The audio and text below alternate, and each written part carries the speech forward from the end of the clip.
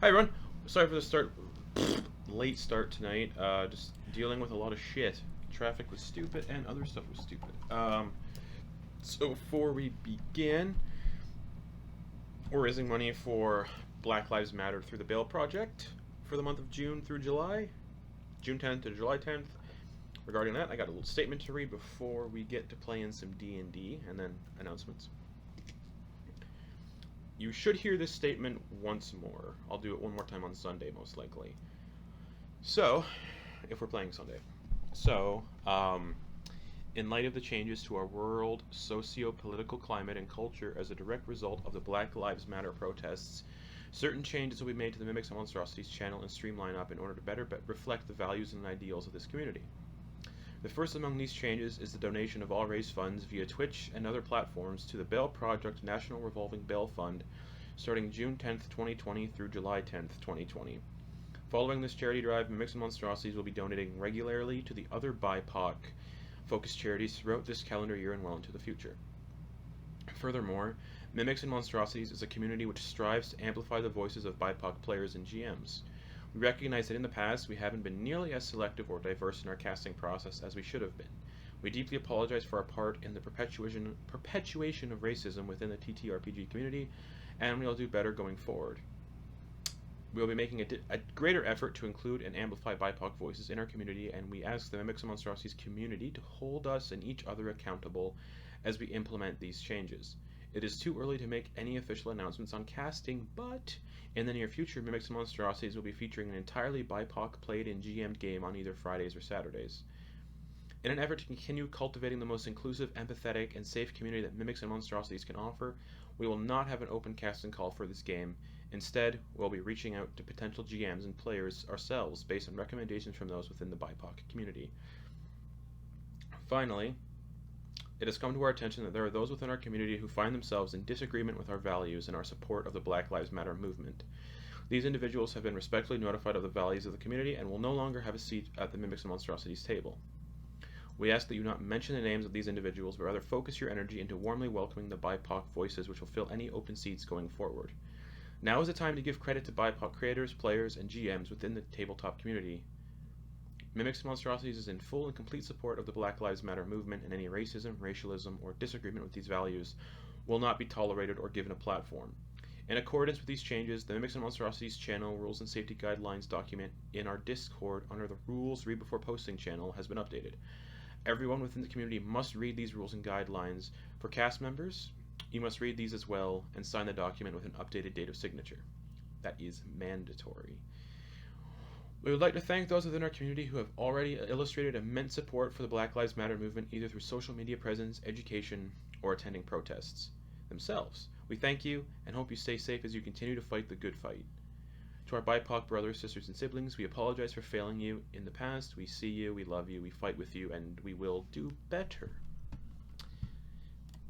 Now, yes, we are raising. So, yes, I'll go with that. We are raising money for the Bail Project for Black Lives Matter. We started yesterday, and we're going until July 10th, and then after that, going forward, and definitely we'll be focusing on donating as much as we can to other BIPOC-focused charities. So, if you can't donate now, don't worry. There'll be other chances in the future to do so if you want to help out. And also, for announcements, podcast stuff should be getting updated tonight. I should be throwing up episodes of Beneath the Tide that I've missed. And Legends of Wildmount should be updated on our podcast, hopefully tonight or tomorrow. Most likely tomorrow. Because we took a week off last week, so I didn't do anything at all last week for the stream stuff. We took a week off. Yes. And I think, as for announcements go, that is it. Yes. Okay. So let's get back to it then. So, let's just see if that's working. Cool. So, last we left off, you guys were in Khazan's prison after going through the strange book after opening it with a key, and you went through and saw Khazan chained up, nude, with weird words written on these chains, weird words written on these weird veils on the wall. After reading some of the veils and only deciphering what a few of them were, you went through two of the veils, fighting through a weird acidic, plague-infested dungeon, taking out the leader of that area. And you also went through another area, which was a forest of death and ashes, eventually culminating in a fight with a death tyrant. Realizing that taking out these guards is the only way to free Khazan, the prisoner in the chains, and also free yourselves, you all decided that, well, agreed, that the best bet forward would be to deal with these prison guards and get the fuck out of this prison, because it's not a fun place to be in, and there's no way out. After dealing with the death tyrant, you all entered into the prison again and decided to take a much deserved long rest to heal your wounds.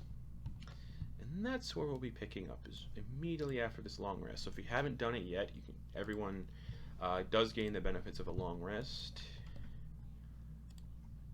And you all come to.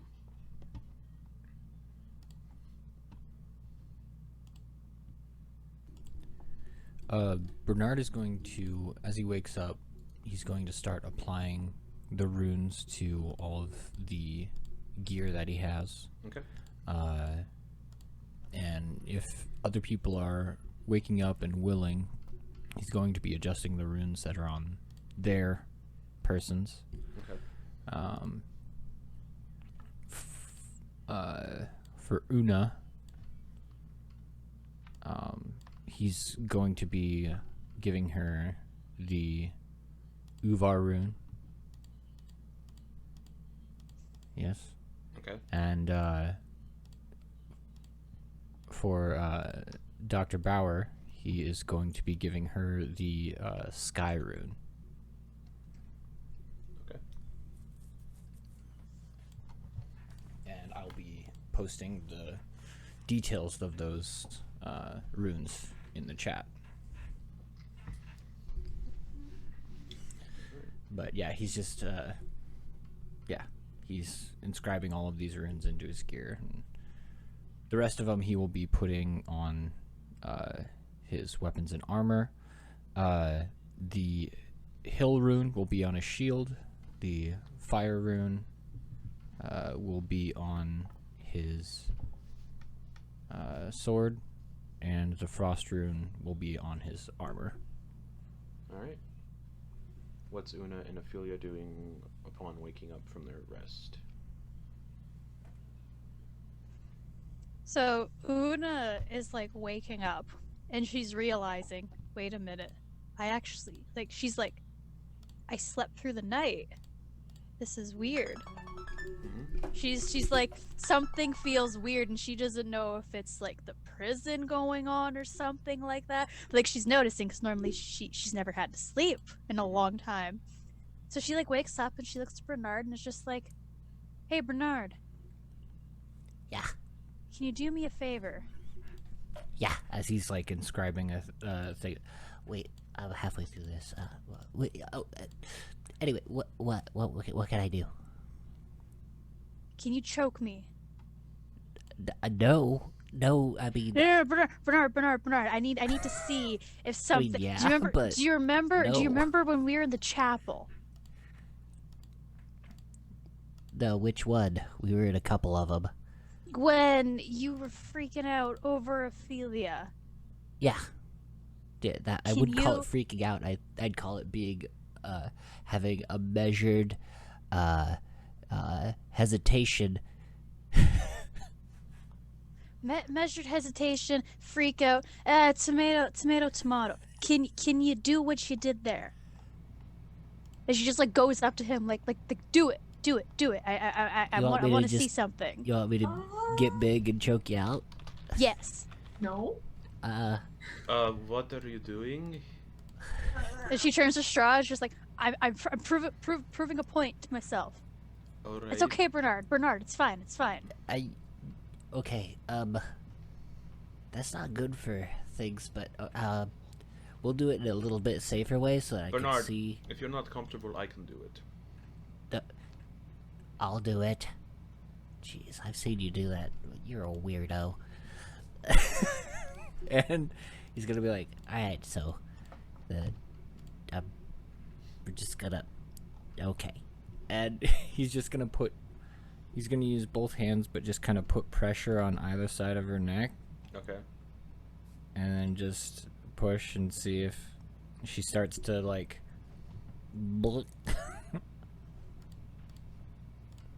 So obviously Una can't breathe now, and she realizes this. Yep. So, as Bernard's doing this, Una is going to like start like putting her head like knowingly kind of like fake him out and like start like passing out. And as she's doing this, Yeah. she's going to ghost walk, Okay. and she's going to turn into a spectral form and then phase out from his hands. Oh no, And I she's did like, it. she's like, Bernard, why? You said it was safe. Dr. Bauer, I might have killed. I think I killed her. Oh no, this is bad. It was an accident. I didn't mean to. She told me to do your. Ugh. Strahd, Yes. Ophelia. I can't. I don't have any diamonds. Well, that's good to know now. Well, you fucking set them on fire. And she's going to fly through Bernard. Bleh. And then she'll drop out of the ghost walk behind him and just be like, Bernard, it was a joke. It was a joke. It was a joke. Are you okay? I'm fine. That was weird as heck. That felt gross. It was just like a little scrub through your insides. It's fine. You're good. You're cleansed. It was really cold. Cold cleanse. All right, you just cold cleansed me. Yep, that didn't. Nope.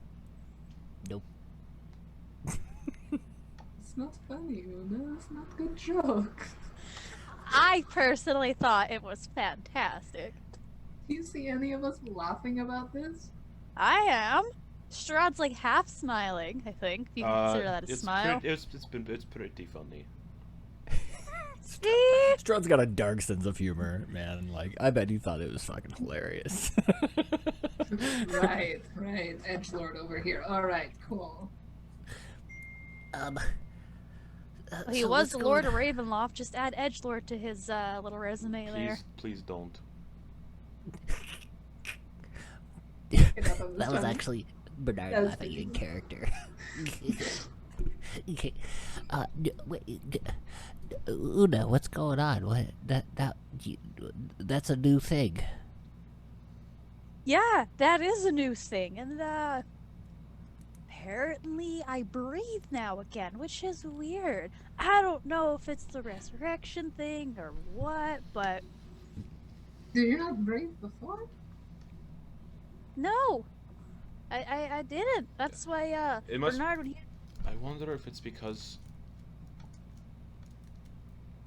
Yeah, Because what? it's like we're unearthing. It's like we're unearthing new arcana. Oh. Yeah. That's not a funny joke. It wasn't meant to be a joke. It was explaining to the people who might be watching why things are different. There's people watching us? What the fuck? Yes. Oh, what? yes, there's one right behind you, Ophelia. Yeah, Mr. Chain's here. Rattle. This is, and Khazan's gonna speak up. This is exciting and all, but I'm still hanging here on hooks. Yeah? You're Well, just hanging out? That's fine. You've been there for an eon. We needed a break, all right? You know, we got a process here. You Why gotta are you respect choking out your friends? it. Like I said, we have a process. To choke each We're a other? testing family. Family. We are a testing family. We test things out despite them not being good ideas. Family we that test... does that to each other would be considered taboo. Yeah, well, you know. We're a found unorthodox. family, so it isn't. Yeah. We're good. We're unorthodox because most people are dummies. Let's just brush past this. Let's just drop that. It's really popular. Nope. Let's just drop that one. All right. So Really popular. we got a door number 3 going on here. So if you guys go Okay. back to door number 3, or the veil, that one says Frigid Depths in Giant, and the guard of this area is known as Corin the Bold. And that's what it says in Giant, scratched beside that veil. And there are exactly 1, 2, 3, 4 veils left.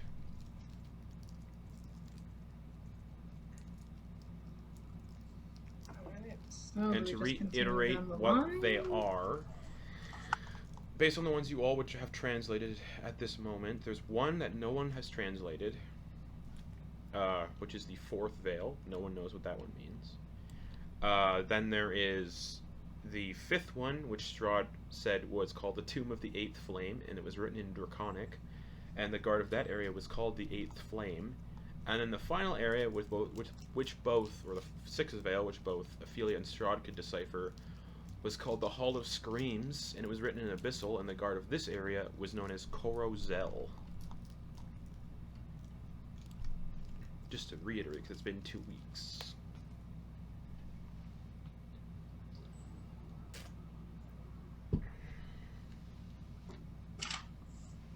So what veil are we going through today?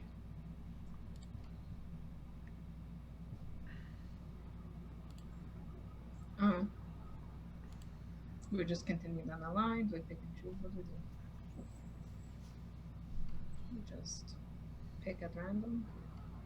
Sure, why don't we... Let's go through number 3. Why not? Alright, who's going first? All right. So this is written in giant. Maybe we're gonna be fighting against giants. So from what I've read, they could be pretty formidable. But who knows? Could be some other off-brand giant kid. If it's a giant, you can go giant and wrestle a giant. You know, that would be great. I guess we'll see. My money's on you, Bernard, on that bet. Mine's on the giant. Depends what kind of giant. Yeah. Yeah. So, we could either just jump right in or take into account that we might be going up against a giant. Well, what kind of giant do you think it'll be based on the name? Let me read that again. What's that say? The Frigid Depths. Yeah, sounds a little bit like probably an ice giant. We're gonna run into one no. cold-hearted There's no such. I don't think there's such a thing as. Oh, there's frost giants. Frost giant, I mean. Okay, so maybe a frost giant. Maybe it's a play on words. Maybe it's a fire giant. If it's a Yeah. fire giant, then I can't really do much. Most of my shit's fire. I'm gonna be honest. What if it's just a bunch of cyclops? Well, then we're done. But, A Tarask. What if it's a Tarask? do Tuask speak giant? No, is it? No. If it's No? a Trask, then we better say our prayers and get ready. Get yourself right with Lord. Which lord? Whichever one will take you. Me. Dionysus, take me now. Strahd. Jeez, this guy getting so big for his britches. Let's If I go. ever pray So, to Strahd, please do me. I just need to get my paper out so I can organize some stuff. Who is going through first? Bernard. Alright, Bernard, you step through the portal, and... Alright, I'll let everyone know what they see when they go through.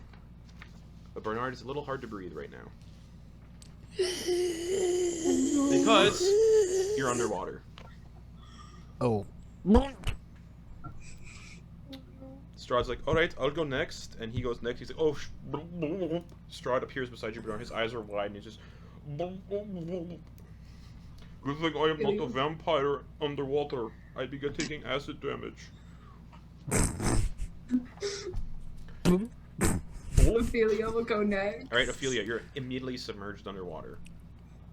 I can't swim. Una goes through. Yep, submerged underwater. It's not dark either. There's like bits of like bright like jellyfish kind of swimming around, kind of illuminating it. There's coral everywhere. those of you who you can kind of take a guess at each of these places you've gone to are little snippets from other planes of existence. This is most likely a chunk taken from the elemental plane of water. Let an air bubble out. Does it go up? Does it go down? Like, which is Goes there a to- surface? So the to elemental go plane of water does not have a surface. to? Oh no. So the air bubble just goes in a random direction. Yeah. I want to fucking drown here, yo. That's great. Love that. Quick look. Is there anything that might indicate a direction we should go in? Perception One- check 360. with disadvantage because you're underwater. Wish I didn't unearth this arcana. Because okay, yeah, I'll do that. I'll do a perception check with disadvantage. Let's set that up here.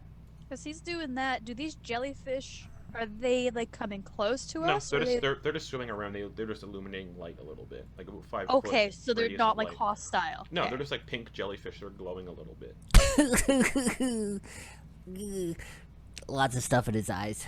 He's not used to having his eyes open underwater, so it kind of hurts. Nat 1. Okay. Anybody else wants to make a perception check? You can do so now with disadvantage. Let's go. Una's trying because she's Oh, I rolled a- obviously like, what I rolled a the fuck? d12 for Strahd. Okay, so 12. Strahd got a 12. 17. 17. 26. Una, Strahd, and Ophelia, about 100 feet away, kind of down, you see what looks like the beginning of an underwater cave. And the jellyfish seem to be kind of congregating from there. Also, what's everyone's constitution modifier? Because that's how many minutes you can breathe underwater. The modifier. Strahd has 4 minutes, so Strahd has 4 minutes. Oh, I thought it was a minute plus No, a minute extra for your con No, it's modifier. it's just your con modifier in minutes. So if you don't have, if you have a 0 for con modifier, you It's- instantly drown. No, Or- it's minimum of 1. You can never have below 1 minute of airtime. So it's Okay. minimum of 1. Okay, I cool. got Thank 3 you. minutes. All right, Ophelia has 3 minutes. Una, how many minutes of air do you have? 4. Okay. Bernard's probably got like 100 hours. Nope, 3. Oh, so everyone's Oh, kind of yeah. even. Okay, cool. And because I homebrew my own underwater combat, every time you get hit, you lose 1 round of breath. But 4 minutes is like 40 rounds. So Do you want us to keep track of it, or are I you have going to? a thing. I'm keeping track of it. Excellent, But if thank you want to you. keep track of it as well, that would be awesome. Alright, I will attempt to do so. And you said you had 3 minutes, right, Bernard, or 4? I have a con modifier of 3. So 3 minutes. Okay. Twinsies.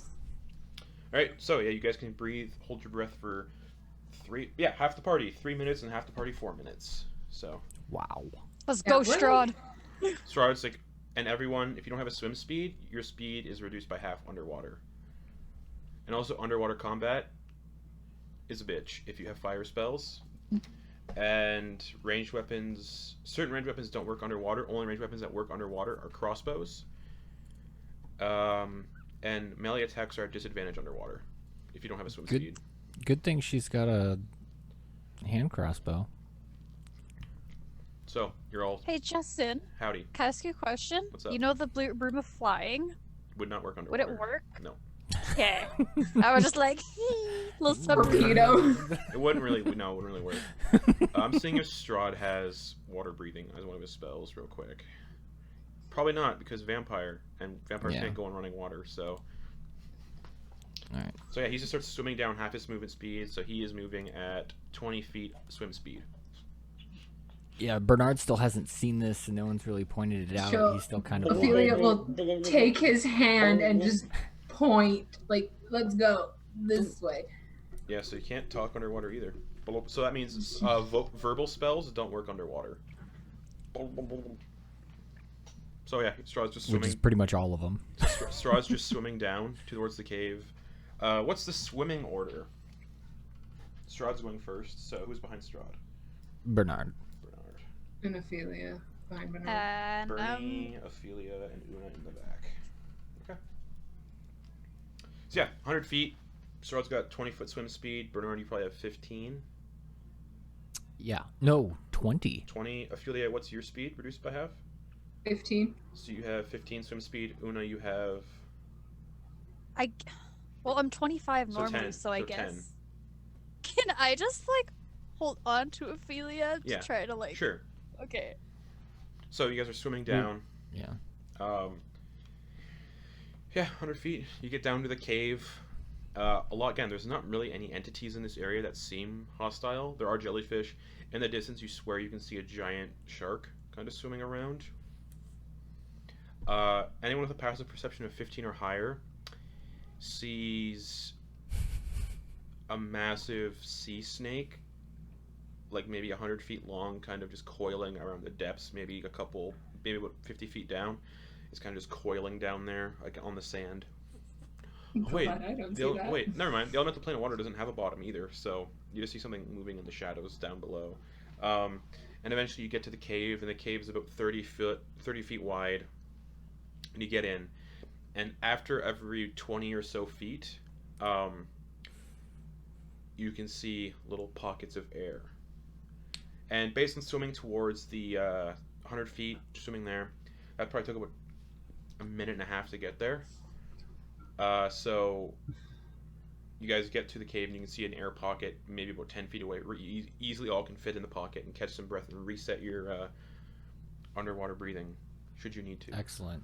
Yeah. God bless. So Strauss swims up because he's got not much time left. He's got 2:30, so he swims up. And there's enough room in the air pocket for everyone to catch their breath and just talk if they need to and plan. And there's one of these air pockets every 20 feet. This is terrible. I don't know what's going on. This is bad. I think we're underwater. No shit, Starlock. Who's Sherlock? Not you. No. That would be Octavio.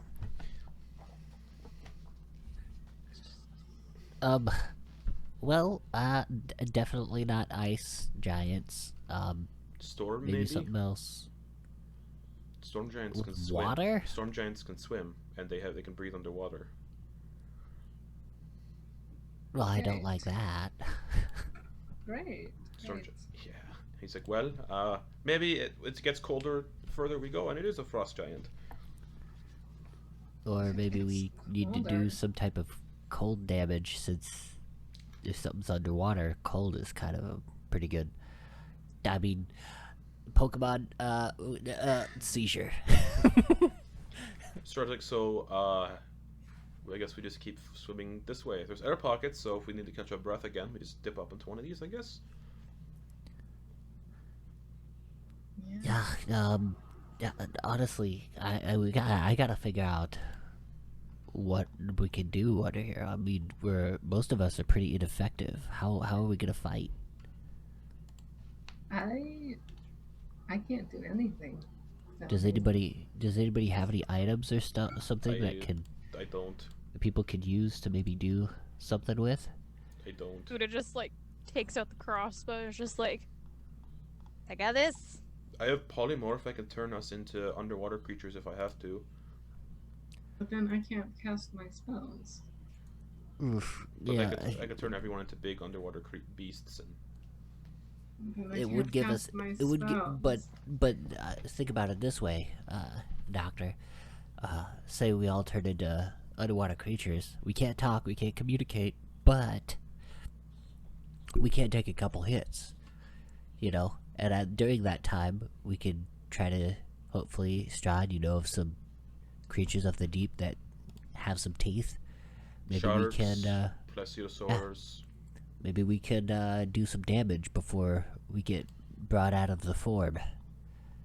And who knows? We might not. The giant might not. We might not even be underwater when we fight it. If so, wait till we see the giant or whatever we're fighting, I guess, and go from there.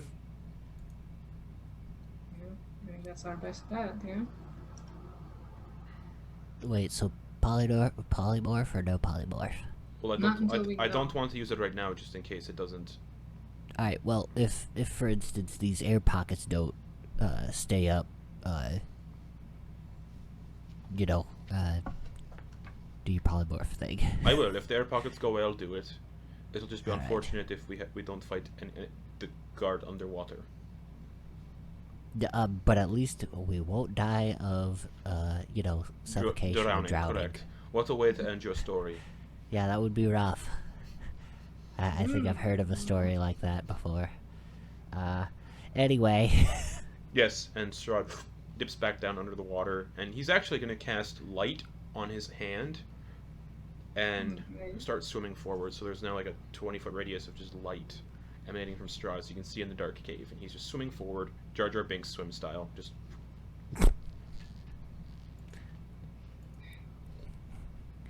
Alright, Binksy, let's go. Guys?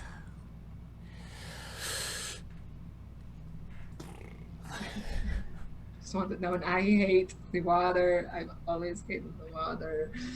Other holes that pop up and be like, yeah, me too, look at me. Yeah, shit. Are you going to die down here? Are you going to be extinguished? Shit.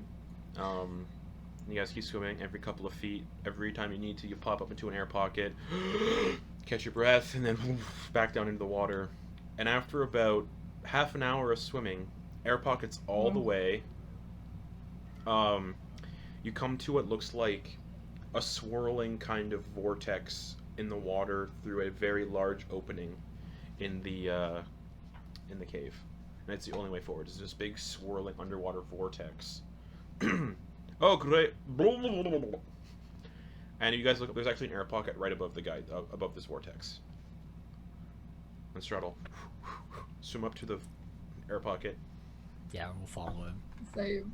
Oh, jeez. So, who wants to go through that first? Well, I mean, it's a vortex, right? Not a annihilation thing.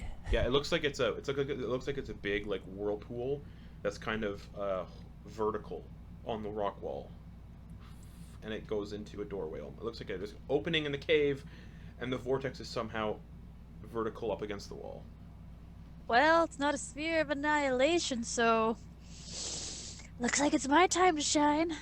Doesn't look like I'll Please be lose a careful. finger this time. Shocking. Please be careful. Una will just sink down, give the thumbs up. I'll follow her. And he Yeah, I mean, dips down. everybody's gonna follow. We're all headed in there. Mm-hmm. Okay. And you But all, Ed's gonna look at Doctor and like, Dripping wet goblin looking like, oh, it's looking Yeah. so bad. all right.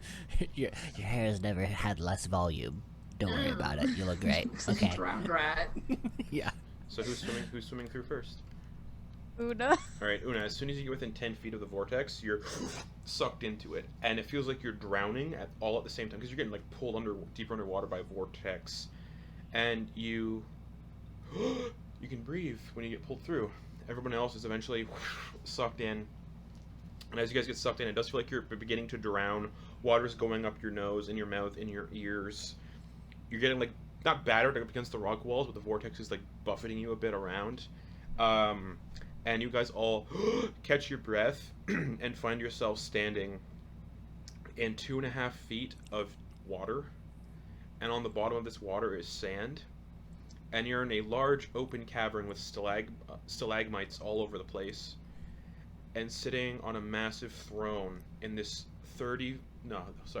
60 by 30 foot just circular cave, sitting on a stone throne, is a massive storm giant with a large crab nestled next to the throne, and you're all just dropped into the middle of this cave system about 30 feet away from the giant. And it just stands up, grabbing its great sword. I need everybody to roll initiative. You're not underwater, but it is difficult terrain Beads. because of Looks the water. like we're 8. having fish for dinner. Well, crab, technically. Fish. Seafood, Strahd, work So yes, with me. it's 2.5 feet of water with a sandy bottom, so it's difficult terrain. But there are stalagmites all over the place if you want to climb up and get out of the water. So yeah. Oh, I should add Strahd to the initiative order.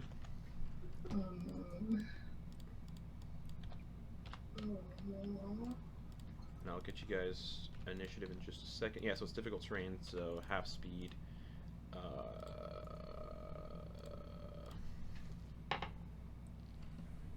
Balls. Okay. Una, what'd you get for initiative? 23. 23. Bernard. 17. 17. Ophelia.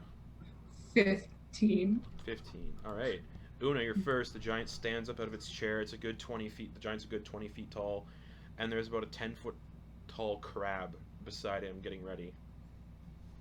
Una And is the going... giant and the crab are 30 feet away, both of them. Okay. I am going to... Una's gonna hop on her broom of flying. Okay. Say fly, and then use the movement to probably get... like... 20... like... go up Yeah. by like 20 feet? 20 feet. Yeah. And then go forward about like Okay. 10-ish. So, the diameter of the cave is 60 feet. In all directions, it's 60 feet. And it's 30 feet high, so you go up 20 feet. All right. That's your turn? Because that's your action to activate the broom and fly on it. Yeah. Yeah. Okay. That's my... Bernard. A giant and its giant crab 30 feet away from you. You're in about 2.5 foot deep water, so it is difficult terrain, unfortunately. Stalagmites everywhere. Halgrun. The hill rune. Haug. So bonus action, he's going to make himself resistant to bludgeoning, piercing, and slashing damage. Smart. And then he is going to use his action and bonus action, action and movement to get up next to, because he only has 20 feet of movement, so he'll have to use his. Yeah, it's 30 feet away. Yeah, so he's just gonna use that opportunity to try and get right up next to, like, if he can, between the two, so that he can hit either one of them. So the giant and the crab? Yeah. Okay. That your turn? Yeah, that uses everything. Okay, that brings us to the storm giant. And he's going to make 2 great sword attacks on Bernard. Just... Hey, how you doing? Oh, okay. The first one is a 23 to hit. That hits. Storm giant. Yeah, they're amphibious. They're so cool. They're really not. Not very cool. I don't like facing You take 20... Oh, wait, hold on. Math. 24 plus 9. You take 33 points of slashing damage reduced to half. Because it's slashing damage. So 16? Yep. So you have that. And you can feel the weight of that sword slamming into your chest, like... Ouch. And it's more... Well, yeah, imagine getting hit by a big sword that big. The second... That's why I said ouch. Second attack. Ooh, 27 to hit. That hits. Yeah, 14 plus 14.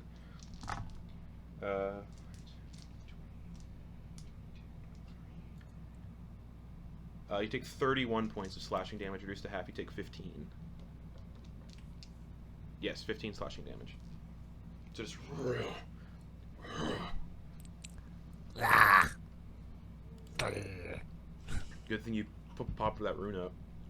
That brings Yeah, us to no kidding. Ophelia. You see this giant storm giant towering over Bernard, just swinging these 2 great sword attacks at Bernard, hitting Bernard, like just smashing into him, but Bernard's just like flexing to reduce the damage, and there's a huge hulking crab behind Bernard getting ready as well. Yeah.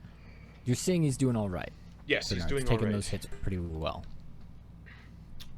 Want to go home, please? Yeah, and both the crab, Bernard, and the giant are 30 feet away from you. Well, first of all, bonus action wings Smart. to pop them up and just get 20 feet out of the water. And then, so is it giant Bernard crab? Yep. Or is Yep. it giant crab Bernard? Giant Bernard Rather- crab. He got between both of So them. there's 9. Oh, why would you do that? So when I say between both, because I meant like just being able to access both of them. Okay. So I could be on one side or the other, just as long as I'm splitting the difference, not directly between them. Right? If they were within 5 feet of each other. Yeah, they were side by side. Yeah, because if they were side by side, then yeah, I would have just Yep. plopped. Yeah, because the giant's just stood up from its throne, so it's right in front of its throne. So the crab's right beside the throne, right beside the giant. All right. So, you're basically when you're just so everybody's got the correct visual, I went to the right of them, and then plunked down in like the spot to the right of them that would be able to reach both. Just so that we have a bit more detail involved with this theater. Okay. Yeah, I couldn't make battle maps for all these guards. So he's right in front of his throne. Correct. How much space is there behind the throne? 5 feet. The throne's right up against the wall.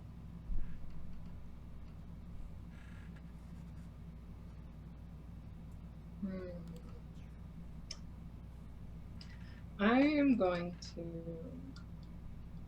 careful spell fireball. Right. Just right on the throne. Okay. Careful spell to protect Bernard. Okay. So I need a good old dex save, please. So even if he succeeds in the saving throw, he still takes half damage. I'm doing damage.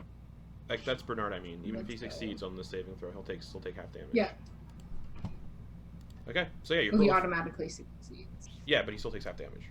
I know. So yeah, you throw a fireball at the storm giant. So dex save. Mm-hmm. Math 17, Ooh, that fails. and the crab 17. 18 minus 1. Haha, both fail. So So that's a fireball just explodes around Bernard, the throne, and the crab. Come here to fuck around. And maybe Una. Una, how close did you get to the giant? I only went 10 feet forward. Okay, never mind. Right, love that. 21 points of fire damage.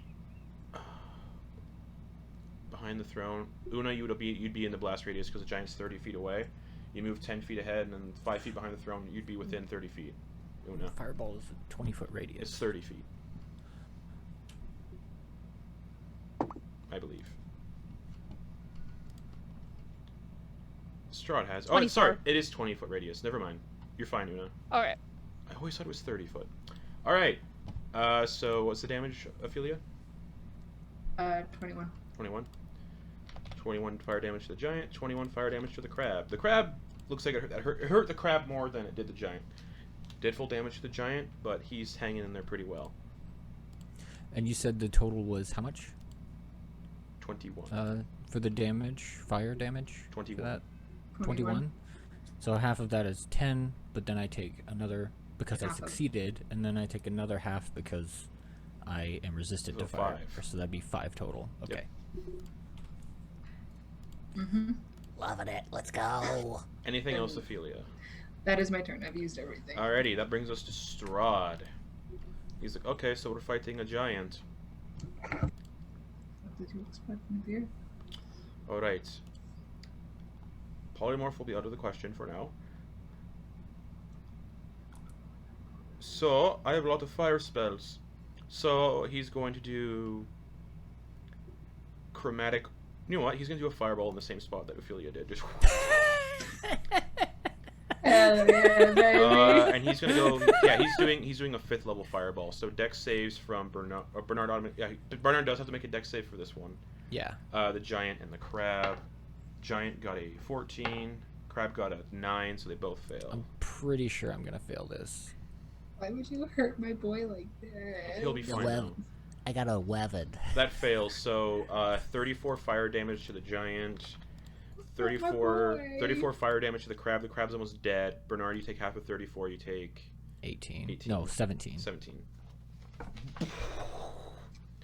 Sorry, Bernard. It looks like you can handle the fire, so I'll heal you in a second. And then Neat. he's gonna bonus action.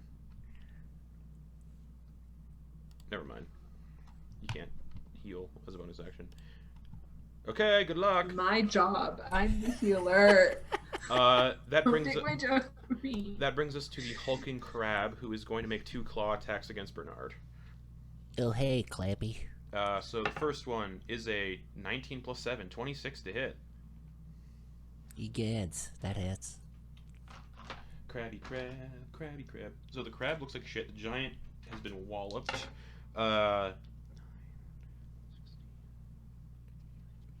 Bernard, you take 20 points of bludgeoning damage, reduced to half. You take 10. And you are grappled by the crab. Automatic grapple on hit. And it's going to make another claw attack against you. For a natural 20. Cool. Oh, not cool. At least we're not doing the Yeah. old rules. Went to raw criticals. The book rules.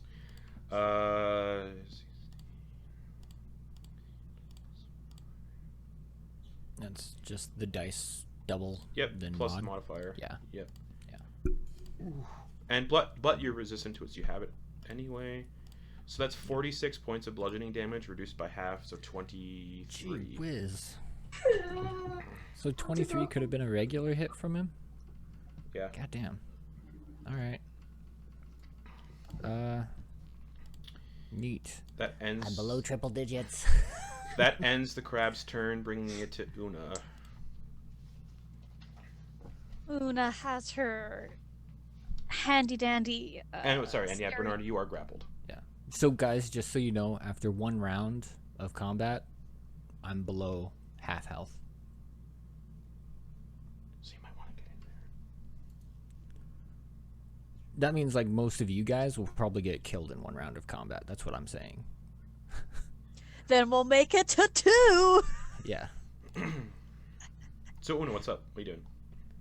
I'm on the broom, Mm-hmm. and I'm gonna do a flyby at the giant with my dagger of soul scary. Just Okay, make an attack roll. try.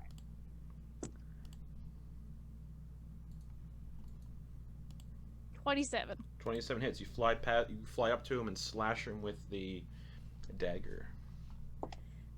That is 8 points of piercing damage. Yep. And then 11 extra psychic damage. Okay. And can I get sneak attack for that? Yes. Oh, Because Bernard's within. Oh wait. I'm trying to think, because the crab's within 5 feet of the giant too. No, that doesn't matter. Yes. Yeah, you get sneak attack. That only matters if you're swashbuckler, and if I wasn't there at all. I'm just rolling the dice. Yeah.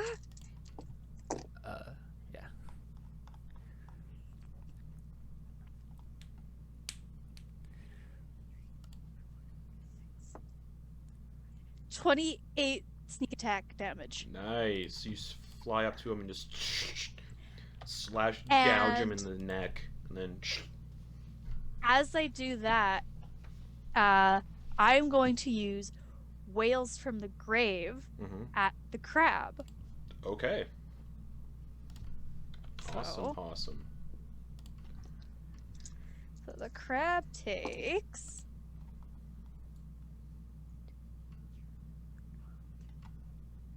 And just be sure to mark. 16 psychic damage. Okay. Just be sure to mark that off in your character sheet, Yeah. because you can. And then she is flying. That crab is in single digits. Are you bonus action disengaging? Yeah. Okay. Oh, I gotta check to see if that Whales from the Grave is a bonus action thing. It says it's just a special. All right, cool. All right, so you disengage and you, bringing us to Bernard. The crab, the crab looks like shit. It's got single digits, and the giant is looking beat up, but somewhat okay. Cool. And the crab is grappling you. That's enough out of you. Giant's bite. Okay. I won't get huge or get large. Okay, the crab is considered a huge beast, Cool. so I think you're still What- grappled. Okay. What's the other guy considered? The giant? Yeah. Huge. Cool. Oh, not giant.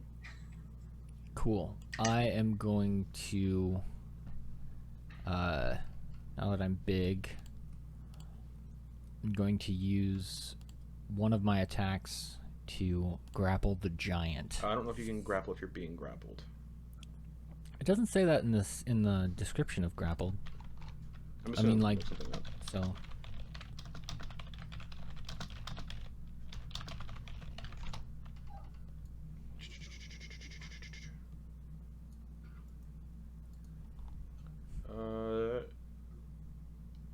Sure, go for it. It's essentially like this this crab has my arm, so I have 0 move speed. So I'm just gonna grab this other guy. All right, so Now we both contested. can't move. All right, contested athletics, I believe. Yeah. Yep. Yeah. Calculator. Okay. Good thing I have advantage on this. 27. Oh, that's impossible for me. Yeah, I got a 25. You go to grapple the giant. He just like just pushes you off. Dang it. Okay, so that's attack number 1. Yep. Jeez, yeah, you're strong. Okay, I get it. Then he's going to go to attack the crab All right, go with for it. the sword. Yep. Huge crab. Yeah. I thought it was a large crab, but it is considered huge. Yeah. So it's big. All right. That's a 19 to hit on that Oh, crab. that hits. Yeah, yeah. 17 Right, AC. So you just cut through the carapace. Excellent, and that is It's 8 so dead. plus Yeah. yeah, 8 plus another D8 of damage. Yeah, it's dead. It had 5 hit points. So Okay. Yeah. 8. so you like bring your greatsword down on its head, and you just kind of split the crab in half. It's a long sword, but yeah. Sure. You split the crab in half, and all of that like really delicious crab insides that you can scoop up with bread start to like seep out into the sand. The giant's like, "You killed my pet." That thing? I thought it was like a meal. I thought you were gonna eat it. No. Really? They're good eating. Are you gonna eat it now? Would you eat your dog if I killed it? That's kind of rough. Fucking dog pun.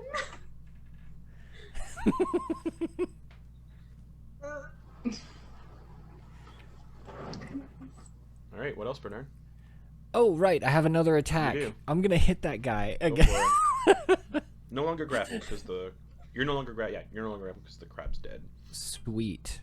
Yeah, this guy's I'm going to do an attack on him. That's Sure. a 22 to hit. 22 hits. You just crab, Okay. and then pick up the longsword just covered in crab guts and meat, and just slash the giant in the belly. Yeah, sounds good. He's like 20 So feet- that 20 feet is tall. 12 plus 8, 20 damage on that Ooh, one. Nice. Still Ooh. in triple digits. Oh boy.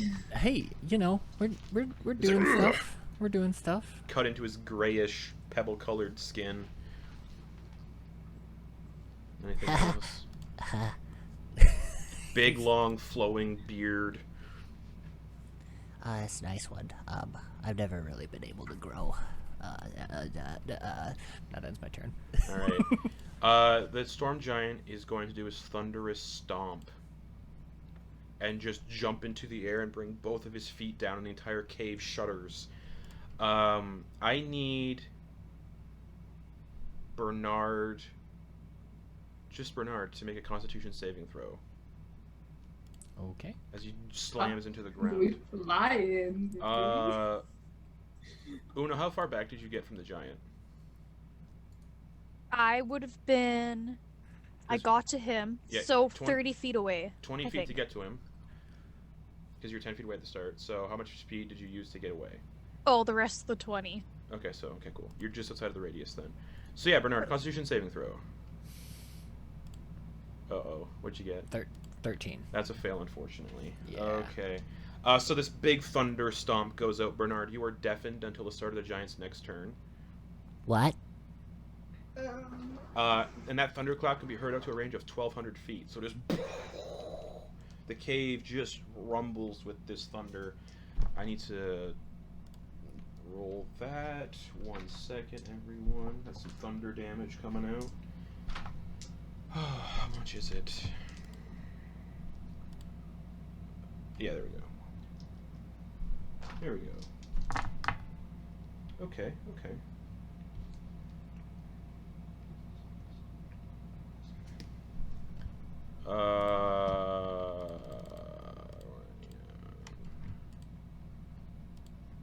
I'm so bad at Bernard, you take 32 points of thunder damage and are deafened. 32, huh? Yep, and he does not recharge that. And that brings us to Ophelia.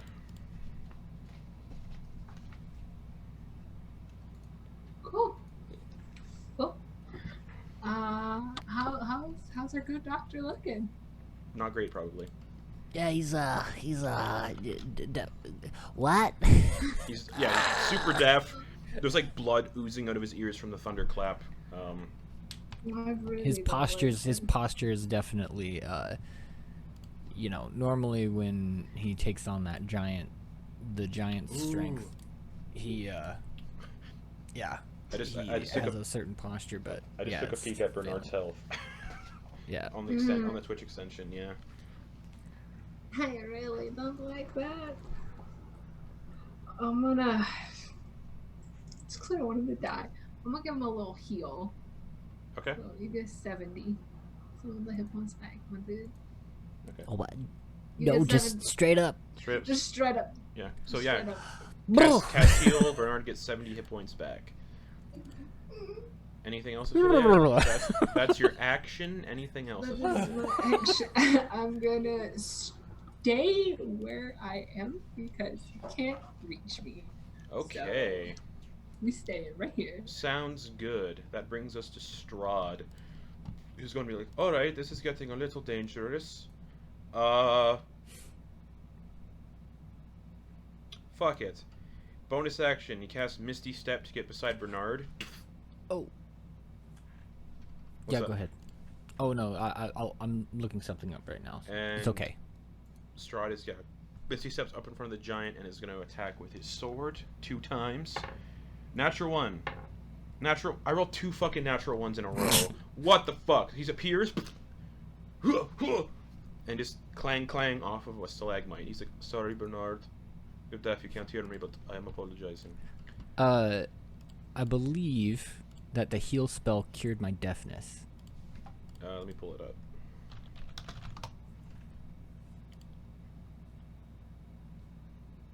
It also ends deafness, correct? So you are no longer deaf. Yes. I know that. I was just going with the health, but So yeah, hey. Strahd appears, and you just see him ting ting into a stalagmite. He's like, "Oh fuck, sorry Bernard, are you still deaf?"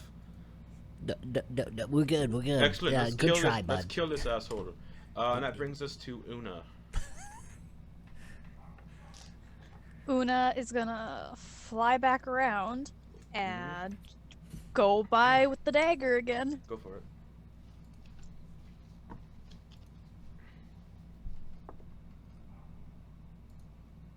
That is a 29. 29 hits. You fly around the broom again, and So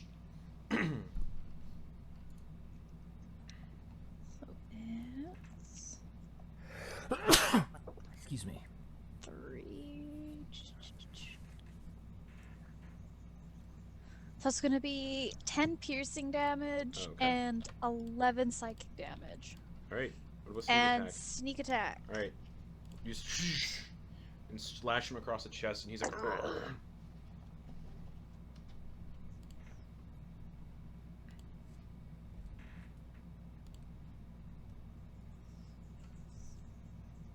That is. Oh, one more. 33 sneak attack. Oh, he's looking real hurt as you fly by and just take out like half of his remaining hit points that he had. And she's just gonna bonus action disengage and Okay. keep flying. Bernard Bunsen, your turn. In Giant, he'll say, I don't know what brought you here, But, you know, good luck getting home. And he's gonna just do 3 attacks on him. All right, go for it. Well, sorry. First, bonus action. Frost rune. Okay. All right. And then the first attack. Is a 25 to hit. 25 hits. All right, and that'll be 8 plus 3 damage. 11. So 11 Okay. slashing damage, and 11 slashing damage, and I will invoke the Ild fire rune. So strength saving throw. Yeah, strength saving throw. He'll probably get it. That's 18, fine. 18 plus 14. Yeah. And then I'll do my other 2 attacks. Okay.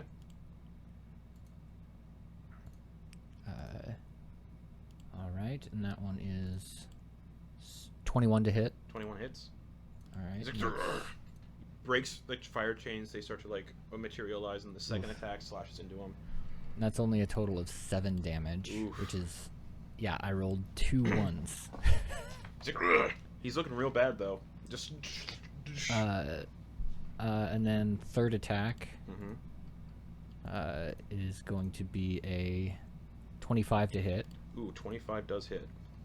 and that'll be 10 damage Okay. plus 5, so 15. 15 damage. Ooh, he's looking real bad. Okay, then action surge. Okay.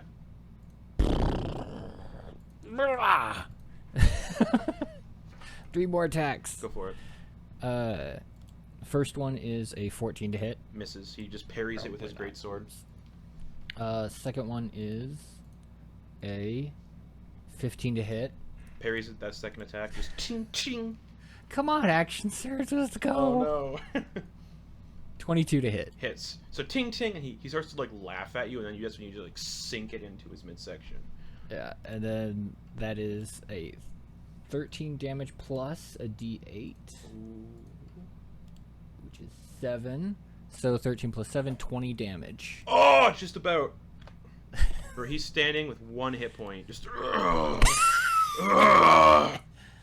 When Una did that sneak attack flyby, he was at 108, and he dropped her down to like 50 something with that.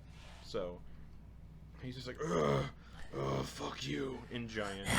Yeah, and Bernard's just gonna be like, yeah, you too, buddy.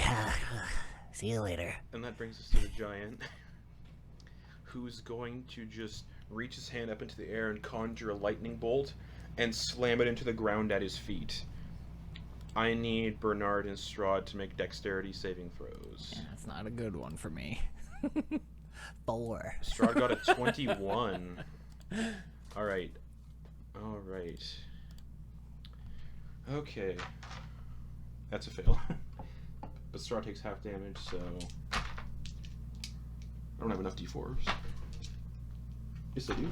I think I do.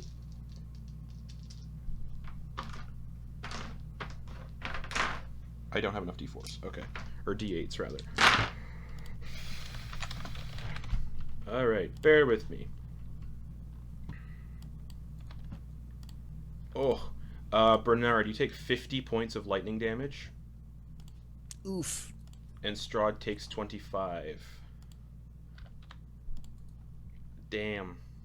Just so the giant slams the lightning bolt into the ground, and the lightning just kind of scatters out. Una, how far away did you fly again, actually? 20. Okay, you're out of the range. Bringing it to Ophelia. The giant just slammed a huge lightning bolt into the ground. And the giant's like trying not to collapse, bleeding profusely from Bernard's attacks and Una's attacks. And he's not looking so hot, right? Bernard has, well, the giant has like 1 hit point.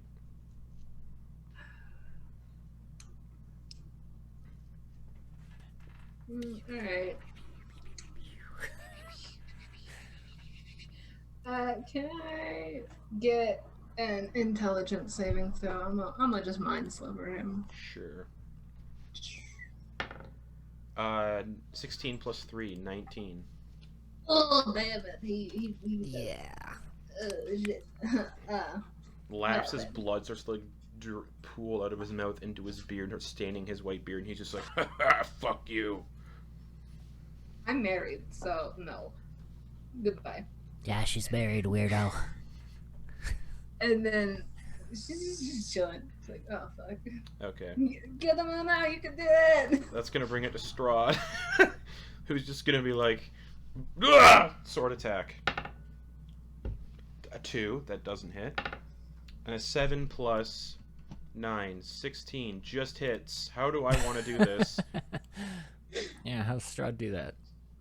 Does he give someone a layup? He just takes his sword and rakes it across behind both knees of the storm giant. The storm giant collapses to his knees and begins to like fall over, and then he just, I don't know, jumps in the air and just impales the giant between the eyes. Yeah, that'll work. And then it just and then the giant just keels over backwards, and you all disappear and reappear in the prison room. One of the chains breaks. Ugh. I'm gonna use a bonus action to Yep. second wind. That giant got fucked up. Strahd is going to go over to Bernard, And that gives me 21 hit points Okay. for that second wind. So I'm at 87. So I'm at half health now. Strahd didn't prepare any healing spells today. That's fine. You want some healing, Bernard? Actually, I'm just hoping we could have a bit of a short. I mean, that's kind of the nicest thing about this. We have a bit of time. We could just Man. take an hour. You know? Cor and the Bold died. I think we can take an hour, yeah? As long as you guys don't mind. No, Strahd's like, I'm fine. I only got hit by that lightning, so I can. Yeah, it's fine. I mean, I didn't get hit at all, so. Again, that's good stuff. Good stuff. All right. So during the short rest, he is just going to do Arcane Recovery. Actually, no, that's a waste. He only spent like one spell. He only did one spell. Yeah. So yeah, Strahd's just going to sit down, lean back, and just go, well, that didn't go too bad. No. Bernard essentially soloed the giant. Una came in with the double like the rah, rah, and then fire from me and Ophelia. Thought it was pretty well done. We're almost becoming a cohesive unit, one could say. Yes. So while Bernard's sleeping, what door do you think we should go through next? And also, everyone is getting a short rest here, so you can do a short rest if you need to, if you lost any hit points during that fight. Which I don't think anyone else did. So Strahd's just gonna... No, he's not gonna spend any hit dice, he's just gonna do a second... No, he's not gonna do a second wind yet, that's a waste. Yeah. Strahd will spend one of his fighter hit dice. 5 plus 9, so 14. Okay. So yes, which door do you think we should go through next, everyone? What does door number 4 say? Door number 4 was the one none of you could translate, but it looked like it was similar, kind of similar language script, isn't as Infernal, but no one can read it. The 5th one was the Tomb of the 8th Flame that Strahd revealed to everyone, and it was written in Draconic. And the guard of that area was called the 8th Flame, and then the 6th veil, which is the last veil on this wall, was written in Abyssal, and was called the Hall of Screams, and the guard was known as Korozel. So I think we should leave the one that none of us can read for last. Alright, makes sense. So we got the fire or the screams? Which one? Yes, fire or screams. Maybe we should wait for Bernard to wake up and get his opinion. Well, obviously, but it would help to have a little bit of a plan to, like, hey, this is what we were thinking. We're not entirely useless. Well, what do you think Korozel is, the guard of that one? Because it was that door is written in Abyssal. Mm-hmm. Any ideas It what was. that might be? Of course, I don't know. It's been a long time since I've spoken Abyssal. If there's like subtle nuances, I don't really So get them. so it might most likely be a demon if it's Abyssal. Makes sense, yes. Draconic could be, well, Dragon. dragon. Is yes. So devil or dragon. Devil or essentially. dragon essentially is what we're going with here. I don't have the best track record against dragons, but we also don't have the best track record against devil. And if this is called the Tomb of the Eighth Flame, I could assume probably fire dragon. Which would mean that my fire is useless against him. Same, and most of my damaging spells are fire. Same. So But for the Hall of Screams, one could assume that psychic damage, which would make the other half of my spells useless. or maybe it's just yeah. Strahd walks over and just kind of like prods Bernard in the face. Bernard, wake up. Yeah, well, We're trying to decide which area to take next. Ophelia suggests we take the veil that we don't understand last, because we don't know what we'll be facing. The ones we have to choose from currently, without that one, is the Hall of Screams, which is abyssal, so we were thinking it's probably a demon. And then there's the Tomb of the Eighth Flame, Draconic, we believe probably a dragon, most likely fire dragon. well, since we've already fought that something else today, might have used a bit of our spells. I'm pretty good up on spells. I only use that fireball Right. and Misty Step. I just know that, well, some of us are resistant to fire, which could be, Useful. yeah, especially against something like that. Gee whiz, yeah, maybe it would be best to, because we won't know what's in the last door. Maybe it would be best to do the abyssal one right now, since we're all still sitting pretty Yes. good. I feel like if it is a dragon, and considering the naming convention on the door, red dragon, yeesh. We should probably be at full for that one. Most likely. If I doubt it's an ancient, but yes. I mean, this land has surprised us with many other things. What would that be? It's Would the it be in it's the DM saying it's most likely not an ancient red dragon. Yeah. We got it. Sweet. Cool. All right, well, maybe, Well, what about Una's is there opinion? any... Oh, I just woke up and I thought you guys had already talked about it. Okay. Yeah, Una. Hall of Screams or Eighth Flame? What do you want? Una's like waving the dagger around, chill, and she's just like, screams, why not? That's my vote. Alright, so we're Alright. most likely going into the abyss. Love that for us. Alright, well.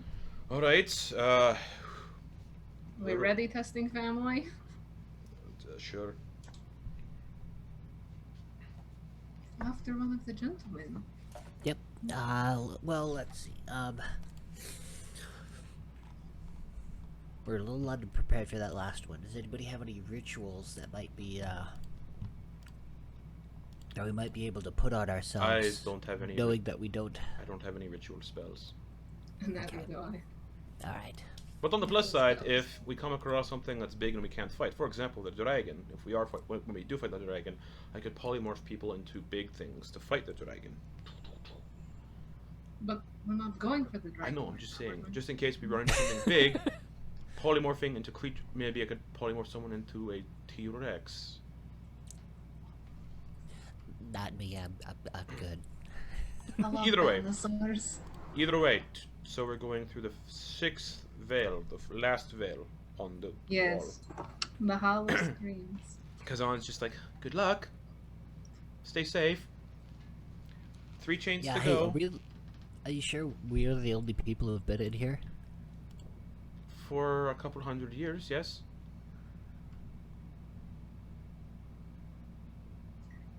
Okay. All right, cool. Bye. Let's go.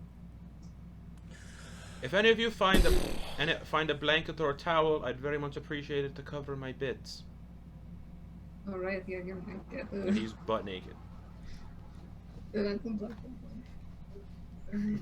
So you're just like all coming in here, sleeping, while this naked dude is just chained up with meat hooks, and then okay, let's go. All right.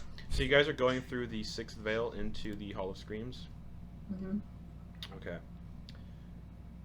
Alrighty. You all appear in an underground labyrinth. A maze system. There is no ceiling to this maze system, but it's just complete darkness above the maze system. The walls are covered in the faces of numerous individuals, and they are constantly screaming, never-ending screaming of these faces on the walls. Just Strahd's like, oh, that's great. Hall of Screams. It makes sense. Yeah, yeah. And it looks like we're in a labyrinth. Yeah. Well, only way, one way out. And the corridors of this maze are 30 feet wide, 30 feet high, and then you have the darkness above.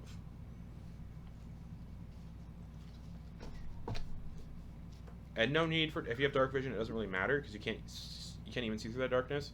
But the faces each emit a blue light from their eye sockets, so it's just blue light all over the place, and they're just screaming constantly. Mood lighting, my favorite. Yeah, and the entrance of the maze goes about 15 feet straight, and then goes to the left and to the right. Sweet. Bernard's gonna trudge out ahead cautiously. Look back over his shoulder. Mm-hmm. Get the thumbs up, and then just look left and right. Okay, left, dead end, right, continues forward. Bernard's just gonna point in that direction and start to slowly walk in that direction and wait for people to catch up. Okay. Yeah, I'm following Bernard. Strahd's going next. His sword is out, Una's just in case. Una has the broom out. She's just taking up the back. How high off the ground are you? Probably about 5 feet. Okay. So Una's in the back on the broom, just slowly hovering along. Is she like the same height as the rest of us now? Yeah.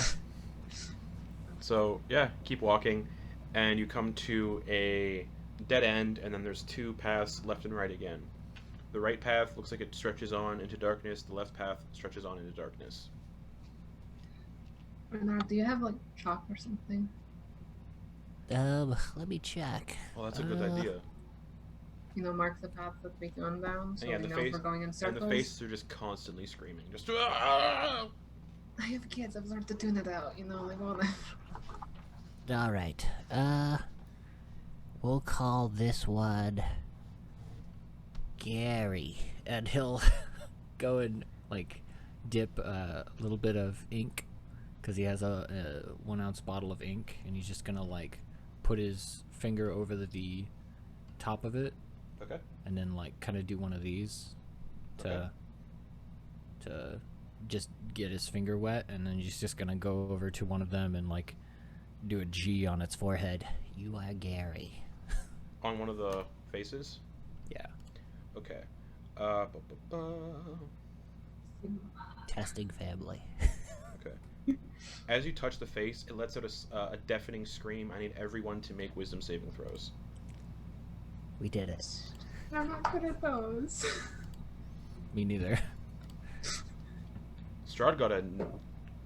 See, I don't like the new dice now on D&D Beyond because it looked like it landed on a 20, but it didn't land on a 2, so Strahd got a 10. Yeah, well, I landed on a 2 and I got a 3, so bite me, boy. Alright, Una, what'd you get for the wisdom save? 24. 24 is a success. Bernard, what'd you get? 7. 7's a fail. Ophelia got a 2? 3? And a 3. It doesn't really matter to fail. Okay, so Strahd failed as well. Ophelia, Bernard, and Strahd take 15 points of psychic damage.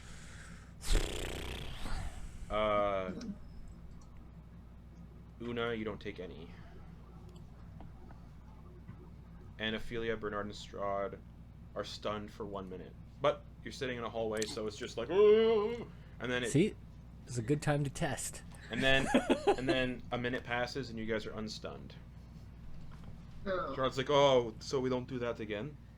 Yeah, that's good that we figured that out outside of some type of, battle. Wow. Duh. Her. Okay, maybe mark the ground where there's no faces. I don't know, what's the ground look like? Stone slate. Excellent. Mark the ground where there's no faces. Yeah. How's Gary looking? Still screaming. They Okay. have a G on his face. Yeah, there's a G on him, but he's still screaming. Alright, we'll call that one good. That's a good starting point. That way we know we aren't ever gonna come back to the beginning. Okay. Or if we do, then we know we're screwed. Alright, so yeah. You're at a dead end, and the tunnel goes to the left and to the right. Well, which way are we going?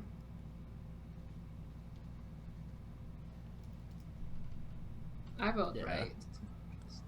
Alright, so odds right, evens left. Odds right. Okay. You guys start going right then. And after about 30 feet, you come to another dead end, and left and right. Oh, T intersection, okay. Yep. Another T intersection. Maybe we should mark the paths that we're going. Like, Yeah. I'm assuming that someone's just like drawing along as you're walking. Yeah, sure. I mean, like, at intersections, I'll just, Yeah, like, yeah. poke the ground with my finger at the, like, within the hallway that we are leaving. Okay. Okay. Okay. Boop. Alright. And Well, let's try this again. Left. Left. I need to look at my maze map so I can kind of figure out which way's left for me. Well, which way's left for you guys. Okay, cool. You guys start going left. And yeah, just constant screaming, it's never stopping. Strahd's like, this is very annoying. yeah. Do you think this place drives people mad? I imagine it does. Yeah. And after about 100 feet, Oh. you come to another dead end. No, never mind. You do not come to a dead end. You come to a three-way intersection. Left, right, and straight ahead. cool. I'm going to mark the hallway that we are currently leaving. Okay. And gosh, I guess I don't know. What do you guys think? We split up. No. It's a joke. Yeah, that sounds great. I'm just gonna look down all three. Do they all look the same? Just after 30 feet, just darkness. Okay. It doesn't really matter. Itty bitty bitty bug catches straight. All right. You guys start going straight. And after about, so you're walking straight. After about 40 feet, you come to a dead end. And up on the dead end is a statue of a minotaur-looking demon holding a large red ruby. The ruby looks like it's about 3 feet tall and probably a couple thousand pounds. Alright, hold up. This is probably, based on my expertise, this is probably trapped. Probably a bad thing to get on. Most likely. I don't know, what do you think, Una? You muted. Yeah, there we go.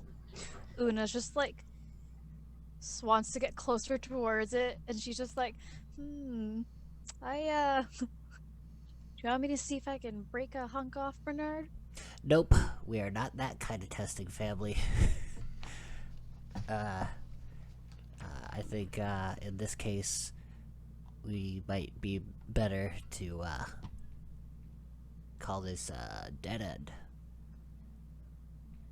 Alright. Alright, I'll mark it on the map. There's a kitten floating in the air. Excuse you, his name is Lord Gustav Etienne III. Okay, so you guys So are as we, yeah, you're ignoring as the we head- statue and just turning around. I mean, Bernard is. I'm not gonna speak for everyone else, but Strahd's not touching. He's like, oh yes, I don't. As someone who knows how to place traps inside dungeons and labyrinths and castles, I think I'm just gonna follow Bernard's lead. Ophelia is following Bernard. He's the archaeologist here. He knows this shit. All right. and then right when we get to the end of this Is hallway, Una he's- following? Yeah, she's just Okay. hovering behind, just watching Alright. what's about to happen. all right. All right, so you guys get back to where you were. And for this hallway, he's going to do a instead of just a dot, he's going to do like kind of a minotaur head, but very simplistic. So it's just horns. Yep. And like a circle Sounds good. Oh, you're an artist. with like two dots Yep. in the center for like its nose. Okay. Aw. All right. Okay, now where to? Well, there's the left and the right. We went straight, Right. so there's left and right, Yeah. and then back, or then we go back the way we came. Yeah, we got, we'll hold off on that for now. Okay, so we got two paths this way. We'll say same thing as before. Right, odd, left, even. Odd. Right. Right. Okay. You guys are going right. Which, if you were coming down this hallway from the opposite direction, would be left. Yes. Yes. So you're going that way. Mazes. So you guys start walking down that path, and Bernard, what's your passive perception? I believe it's 18, correct? My passive investigation is 19. I want passive perception. That's a 0, buddy. Oh. Or a 10. Oh. Okay. Bernard, as you're walking, you feel your foot kind of step out over empty space, and Ye- need a dexterity saving throw. I lose. Strahd's right behind you, so if you fall, he can attempt to grab you with a, Yeah, I will fall. That's a 4. a 4. Yep, Strahd will attempt to grab you. Cool. As you're falling, because Strahd's right behind you, he grabs you and just pulls you up. He's Oh, like, dang, you're pretty strong. why, yes, I'm a fighter. Yeah. You're strong. Are mister. you all right? And he kind of like peers around you, and you guys can see a deep chasm that just descends into darkness. And at the bottom, you can hear a faint like bubbling sound. Yeah, well, usually I'm pretty good at seeing this stuff before it comes at me. And there's a 10-foot gap, and then the passage continues. Yeah, I think maybe we should just turn around. We'll mark this one as like I think all of us. Non-obstruction. I think all of us can clear the gap easily. Yeah, Una and I can just fly over. yeah. All right. Yeah. Okay. Yeah. Sure. You but can't if jump 10 feet. all right, but if none of you can, if we have to run away from something, and we're trying, then and some of you are, yeah. Okay. Anyway, yeah. Sure. Sounds good. Let's do it. Strahd just Bernard will just like standing squat. yep. Strahd does the same. Just 18 strength. So he can jump it. Just 18 strength. All right, Show lady. off. All right, ladies. Come on. What they are? They're ladies. They're women. No one likes a show off, man. That was a little derogatory, man. Oh, Don't my- make me slap you. My apologies. Powerful ladies. I'm just gonna stop you right here. Doctor, I don't know what Una wants to be called, but you can refer to me as Doctor. Dr. Thank you. Ophelia. And she will fly over. Okay. Once he says that, she'll fly over. Your Highness. Oh, thank you. I like that one. I do like that. And Una, you just hover over the gap on your broom. Just like, let's keep Okay. going. Alright, and you guys keep following the path then? All right. Seeing as there are definitely different types of traps like that, I will be moving at a slower pace Okay. in order to inspect the area around me as I move forward. Alright. Cool. So since you're moving at a slower pace, perception check as you keep walking. Because you're looking around. That's not going to be good either.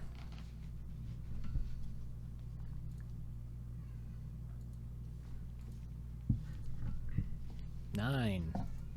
Don't really see anything, but nobody else sees anything either. But eventually you come to another dead end with a path going to the left and a path going to the right. T intersection. Okay. I'm going to do a kind of another kind of drawing, very simple, of like a kind of a line, Mm-hmm. and then a kind of half square thing, and then the continuation of that line, Okay. almost like a square wave. Okay.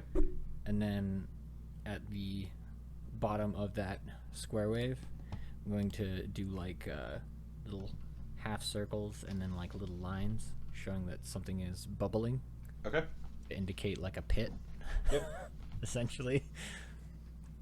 So a very simple drawing of a pit. All right. One of you guys want to give this a roll? Una, Ophelia. After you. As to which direction? Let's go left. Oh, okay. All right. Yeah. Alright, so let's go left. You start going left. You get about 10 feet, dead end, path goes to the right. So it's not a dead end, it goes to the right. Well, yeah, but Okay. It's like a 90-degree. yes. Yeah. To the right. Alright. After about 10 feet, you come to another intersection that goes straight, left, and right. So another three-way intersection. Alright, this one I'm just going to put a dot down because nothing... Well, technically Nothing a crazy. four-way. Alright. Straight, left, or right? Do that. Right. Okay. To the right we go, I guess, Bernard. Yep. Alright, you guys are going to the right. After about 10 feet, you come to another 90-degree angle going to the right. Cool. I'll peek around the corner. Is there anything crazy? Nope, just more path. All right. Keep going. Another 10 feet, you come to another 90-degree angle, goes to the left. Cool. Not going in the square. Unless I've got my directions all And mixed up. it comes to a dead end. And on the dead end, as you go around the corner, is a portrait on the wall of all four of you, Strahd, Una, Ophelia, and Bernard, all hugging each other, and it's a portrait on the wall. Oh, that's adorable. Aw. I don't like Why it. is he there though? As there's like screaming. Yeah. Yeah, yeah. What about the screaming? Just kind of... And looking at it, it's all like really. The pictures aren't accurate. Do I have my arm? Strahd's picture is bare. He's bare chested and super muscular. He's got like an 8-pack, and he's just like flexing, and everyone's kind of like hugging him. He's just like, ugh. Bernard is very short and squat, about 4 feet tall, very studious Well, looking. that's really... That's like... Big pair of glasses, just really. Una is like almost as tall as Strahd and almost as buff. And Ophelia has her arm, and each finger is covered in a wedding ring.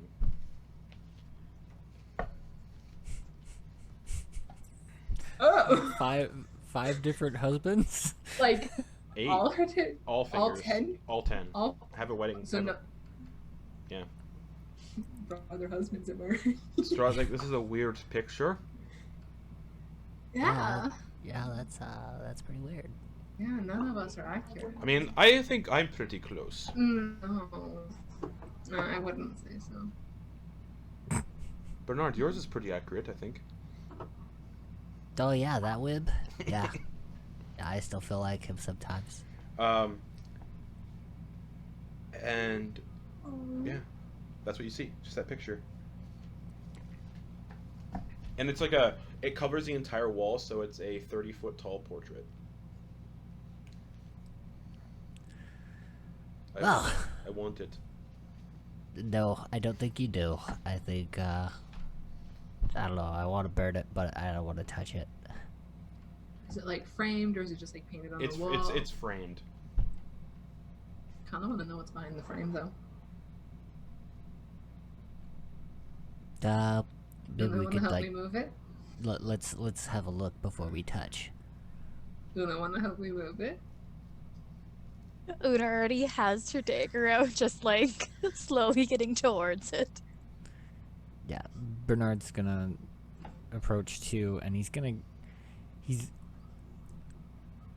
to try and investigate the area, but you could say he's a little distracted by trying to keep an eye on them and make sure that they're not gonna touch it while he's like Alright. examining this. So give me an investigation check as they're like getting closer to it. Okay. 21. 21. It's hanging directly on the wall. Obviously. And the last time you interacted with the wall, that psychic scream came out. Yeah. Yeah. He's like looking around it. He's like, I think if we touch this thing, that scream will happen again. But what if there's a doorway behind the painting? What It if didn't. this It is didn't the look way like we there. go- Bernard, when you looked behind the painting, to see how there was no doorway, just blank wall. Yeah, Bernard would have used like one of his little like shards of a mirror that he's got in his pack to kind of like look behind the painting and wouldn't have seen anything. Oh, just more screaming faces. Yeah, it doesn't look like there's anything going on here. So boring. And since you all have been in the maze for about an hour at this point, based on Where's movement the speed and flavor? everything, I need everyone to make Constitution saving throws because you are not native to this plane. Oh, there's the spice. There's the flavor. Strahd as well. Constitution, that's a success. You just feel this overwhelming just dread and sluggishness come over you from these screaming and just the sense of it all. Una, what'd you get? 22. Success. Ophelia. 29, baby. Success. Bernard. 15. 15. Success. You all succeed. Ugh. And Strahd's like, that was weird. So every hour, that feels like that might happen. Great. Let's keep moving. So back the way you came, around the weird kind of roundabout you just did, and back into essentially the corridor where you drew the half circle with the lines through it. Is where you'd be back to. The pit. Yes, that corridor. Okay. The only other direction would be to go back the way of the pit or go in the opposite direction ahead of you. All right, you guys want to check this other way? Might as well. All right, let's do it. Okay. After about 60 feet, you come to a dead end that goes left and right. All right. I'll just put a dot down. Okay.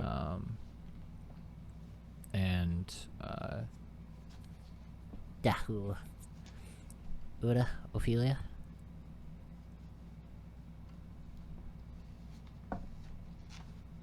Left. Left. All right, left. Okay. You go for about 20 feet, and you come to a wall with a door on it. Wooden door, covered in like rusted metal hinges. And even the knocker on the door the knocker, and the knocker's in the shape of a minotaur face, but kind of fiendish.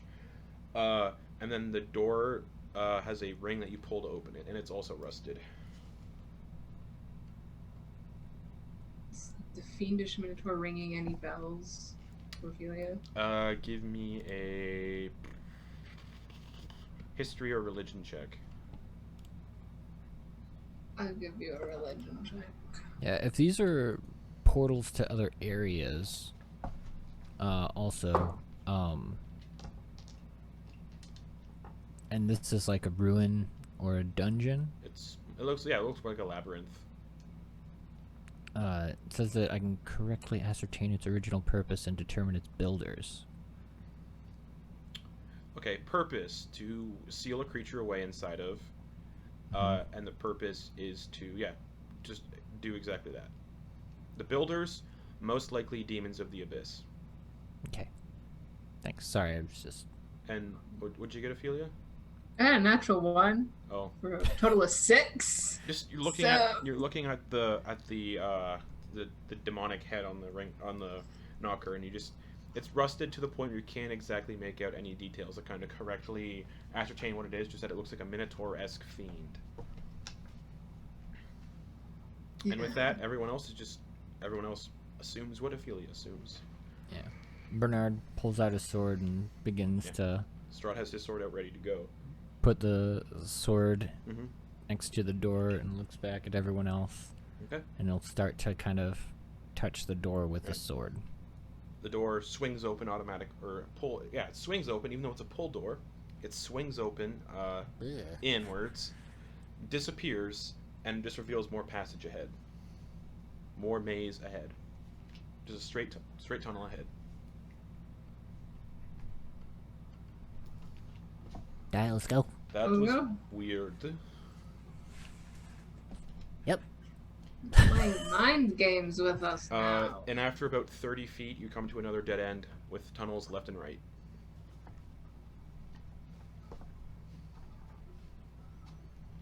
Left. Alright. I'll Left. put a dot and go left. Alright. Another 20 feet, and you come into what appears to be a small circular room with the opening continuing on the other side adjacent from where you are. And in the middle of this 10-foot by 10-foot... 20 by 20-foot circular room is a stone table with a pewter wine pitcher and 4 pewter wine glasses. And there's writing in Abyssal on the table. What does it say? Drink up. Oh. What does it say? Drink up. I can read Abyssal too. Wait. You're stealing my spotlight. Sorry, Ophelia. What does it say? This is drink up. Don't have to tell me twice. No, that's not. Yeah, maybe not. Trust wine that's been in maze. Yeah. This reminds me of a story I told my children once. Drink up, we got real small, and it's not good. It got big. I don't remember the story. It's been a long time. Yeah, you'll have to tell it one time. Anyone When I want, get out of here. anyone want to... I'll- So, no, we're not drinking it? No, I don't want to. Yeah, no. I mean, unless it looks like that'll be how we defeat who we're looking for during all this. I mean, any one of these things could be the thing that we're supposed to dink with in order to kill whatever we're looking for, right? While they're talking, Ophelia's gonna drink up. Spark up and take a sip. You're gonna drink? You're gonna take a sip. Which of the wine glasses? Is there any specific markings on them, or are they all just the Not that you four? can, not that you can see. But there's 4 of them. Are they? They're all are they full. full already? They're full. Yeah. Then she's gonna take. So there's one one. of them. There's top left, top right, bottom left, bottom right. And where is the writing on the table? Uh, Like, is it? basically in front of everything. So there's the pitcher, the 4 wine glasses, and the writings below all of them, and it just says "drink up." She'll take the bottom right. Okay, and you take a sip. Take a fucking sip, babes. Let's go. Constitution saving throw. As you drink it, it tastes like dirt and pebbles. And you guys can watch as Ophelia's skin starts to go gray and stone-like. So a Constitution saving throw, Ophelia. Okay, give me a sec for math. 22. 22. You shrug off the petrification, and at the bottom of that wine glass in Abyssal it says stone.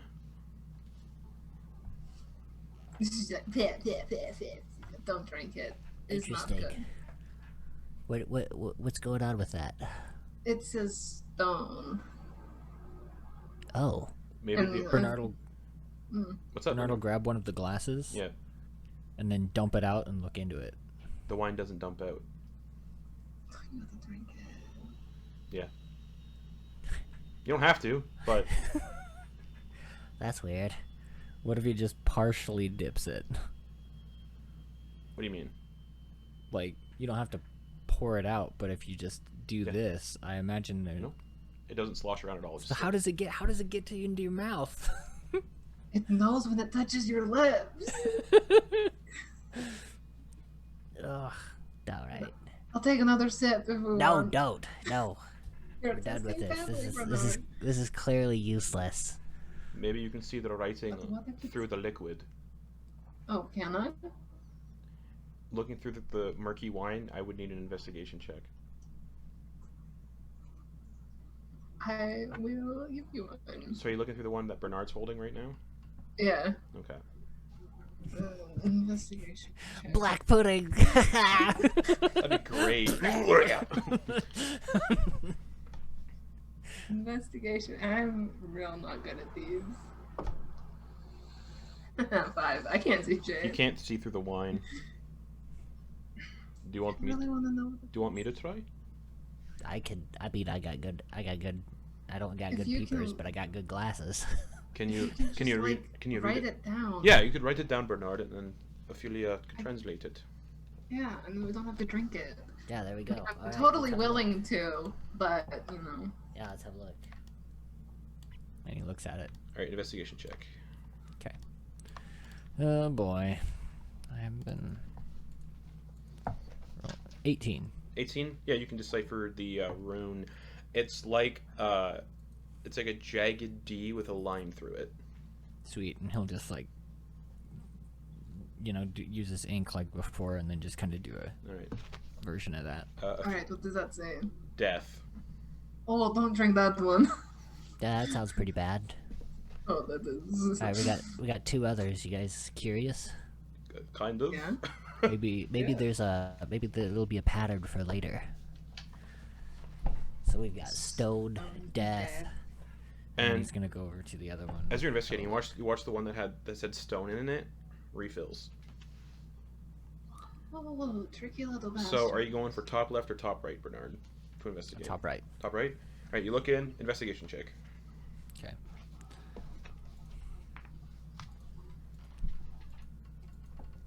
$23. Success. This one looks like an M with 3 dots above it, and then a jagged, like lightning bolt almost design underneath the M. Oh, that's actually kind of pretty. And he's gonna he's gonna like put that into that spot on the table. Okay. And yeah, he's just pretty much marking on the table Mhm. what the symbols are. Okay. That one translates to might. M-I-G-H-T. Oh, now is the top right, top left? Top right is that one. Top right is might. Okay. I will pass that on. So that one might be worth drinking. Yeah, it was a very pretty symbol. To teach you vessels sometimes. Some of them aren't so pretty. Oh, yeah. Then there's just the top left one. Yeah, and he'll go ahead and have a look in there. Investigation check. We'll see if this one is cloudy or not. 24. 24. This one is a small, like, circle with a bigger circle around it, and then a smaller circle in between both circles at the top. Oh, interesting. Okay. Oh, okay. Neat. So yeah, he'll go ahead and do that. Okay. That one translates to depth. Depth. Not might have been helpful in the water, you know. I don't know. Depths could mean a lot. Do you want to drink it to find out? Not the depth one, no. I mean, we're talking about abyss. A lot of people would associate the depths with Yeah, the you abyss. don't want to go to the final layer of the abyss. If that's what that one might do. Justin. What? There's layers. The layers of the abyss is like there's like 666. Or it's infinite. I don't remember. That's Well, too many layers. Well, that one says bite. Any of you guys want to get swole? I'm pretty swole as it is. Yeah. But you can be swoller, you know, like you can. No. Like that bigger. picture. Doctor. Yeah, that Doctor, picture. No. Doctor, I think I'd be excited to see how you do. I want him to try it first. Oh, okay. If he Okay. gets, you know. Oh wait, sorry. stronger- The sip you took out of the petrifying one, it actually doesn't refill. Oh, okay.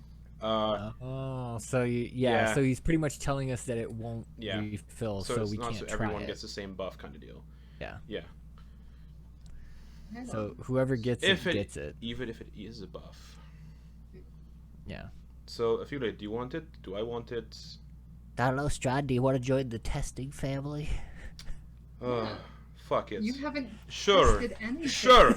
He grabs it, smells it, kind of swirls it around in the glass. He's like, not the best looking wine I've seen. Don't be. And he knocks it back, and the entire thing, all the wine disappears from the goblet. And you see his size increase. He goes up one size. He becomes large. So he's about 10 feet tall. He's like, oh, what the fuck? And he gains a permanent +5 boost to his strength. Excellent. Strength score? Yeah, strength score. Ah. Looking Oh. good. I mean, it's not as good as the picture was, but. Oh wait, not 10 Yeah, feet but- tall. 8 feet tall.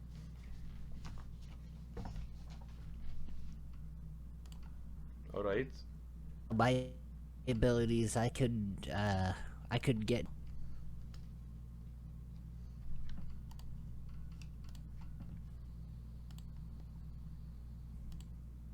Oh. Yeah. So, I mean, the other two don't really want to try, so I think we can just, go on. Welcome to the family, Swole Strahd. Jeez. Thank you. Looking Yeah, pretty he's big. 23 strength now. Yeah. Wow. Wonder what that's like. He's like, this feels very weird. So, no one's drinking the last two, depth or death. Oh, it actually took you beyond 20? Permanent. Oh. Okay. Yeah, it's a +5 Alright, bonus. to your moving on. strength. Yeah. I mean, I already had a sip of one. You've already had a sip of one. Does Bernard or Una want death or depth? Like, The heck no. That sounds all stupid. I have enough death behind me. I don't need any more right now. What about depth?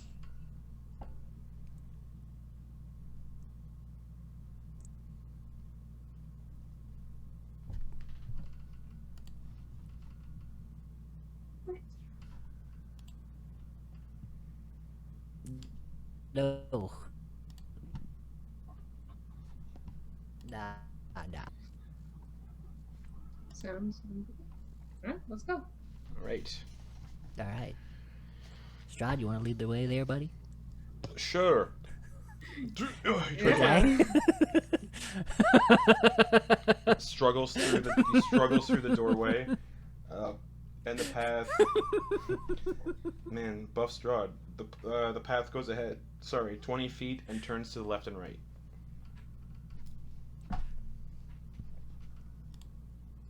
Alright. Let's go. Are we going left or right? I'll roll again. Okay. Odds. Right. Okay. Right. And this one, he's just gonna do a goblet Okay. as a little symbol. Sure. You get about 10 feet this way, and there's another door with that same kind of knocker on it. After about 10 feet.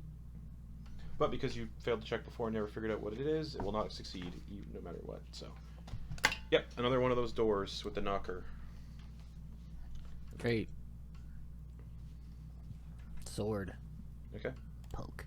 The door opens up, disappears, and in this 10 foot by 10 foot room is a wooden chest on a pedestal. What about the rest of the room? That's it. Completely bare. More of the screaming faces, but just the chest on a pedestal. 10 foot by 10 foot, so 10 feet wide, 10 feet tall. Anybody want to try anything from a distance?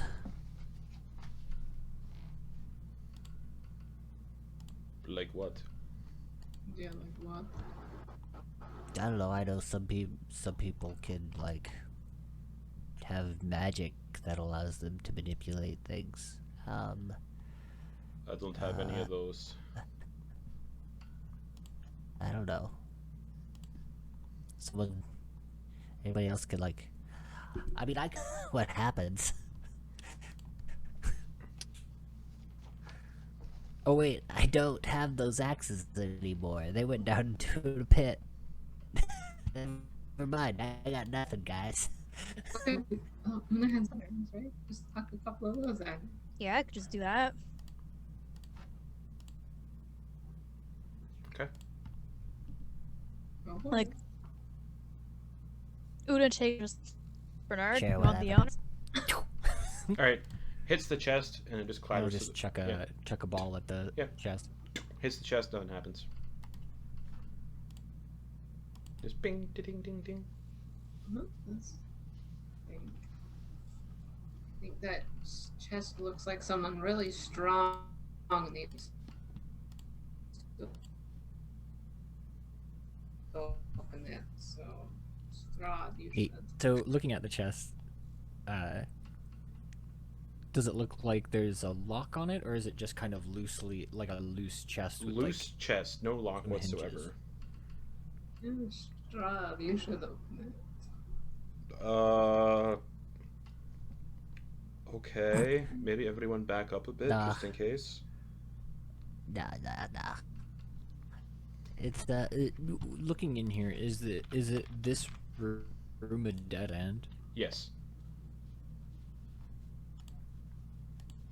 Okay. I don't know. I say we just Let the leave man it. do his thing. Let the man do his thing. Let the man do his thing. Come on, Strahd, open it.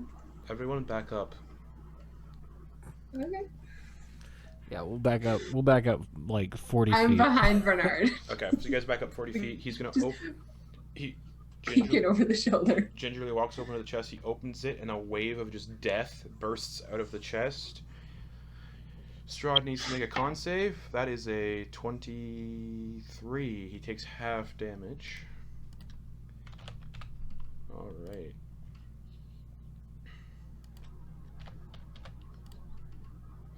He would have taken 70 necrotic damage, but instead he takes half of that. Oh my god. Ooh. Win some, you lose some, right, Strahd? Yes, I feel like you didn't want to get reduced to 0 by that trap. Well, it's a good thing you did it. So he takes Is there anything in there? No. Empty. We're not talking about you, darling. We're talking about the chest. I am talking about the chest. It's empty.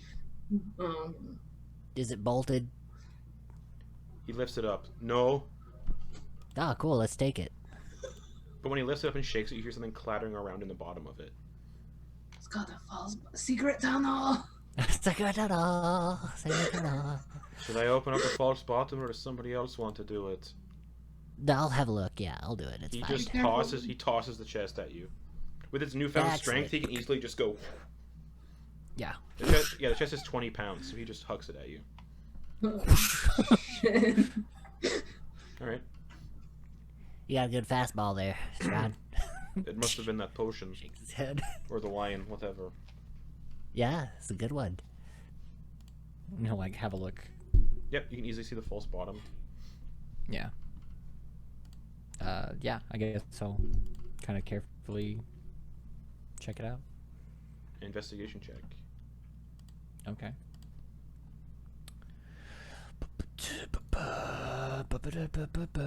Nope, not that one. There we go.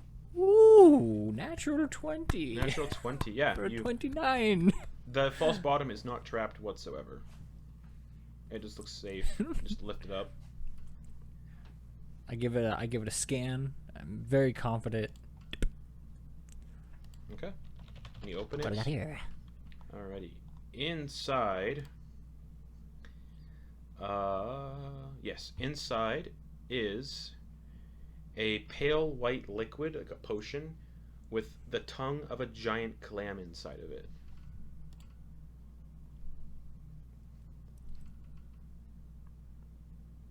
Wait, what? And even though it's corked, a pungent aroma of rotting algae kind of comes out of it. Interesting. Huh. Well, And unfortunately, identify spells do not reveal what potions are. yeah. You have to like take a sip, right? Yep, correctamundo. Yeah.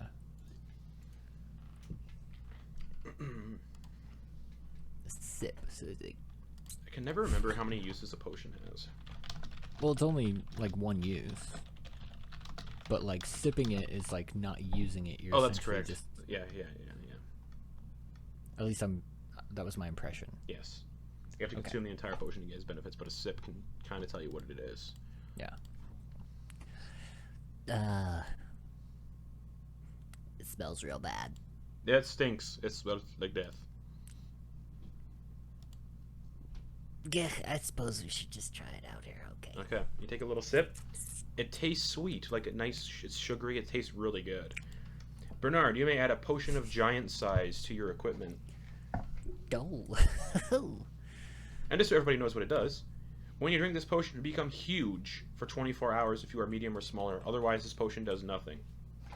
For that duration, your strength becomes 25 if it isn't already higher, and your hit point maximum is doubled. Your current hit points are doubled when you drink the potion. In addition, the reach of your melee attacks increase by 5 feet.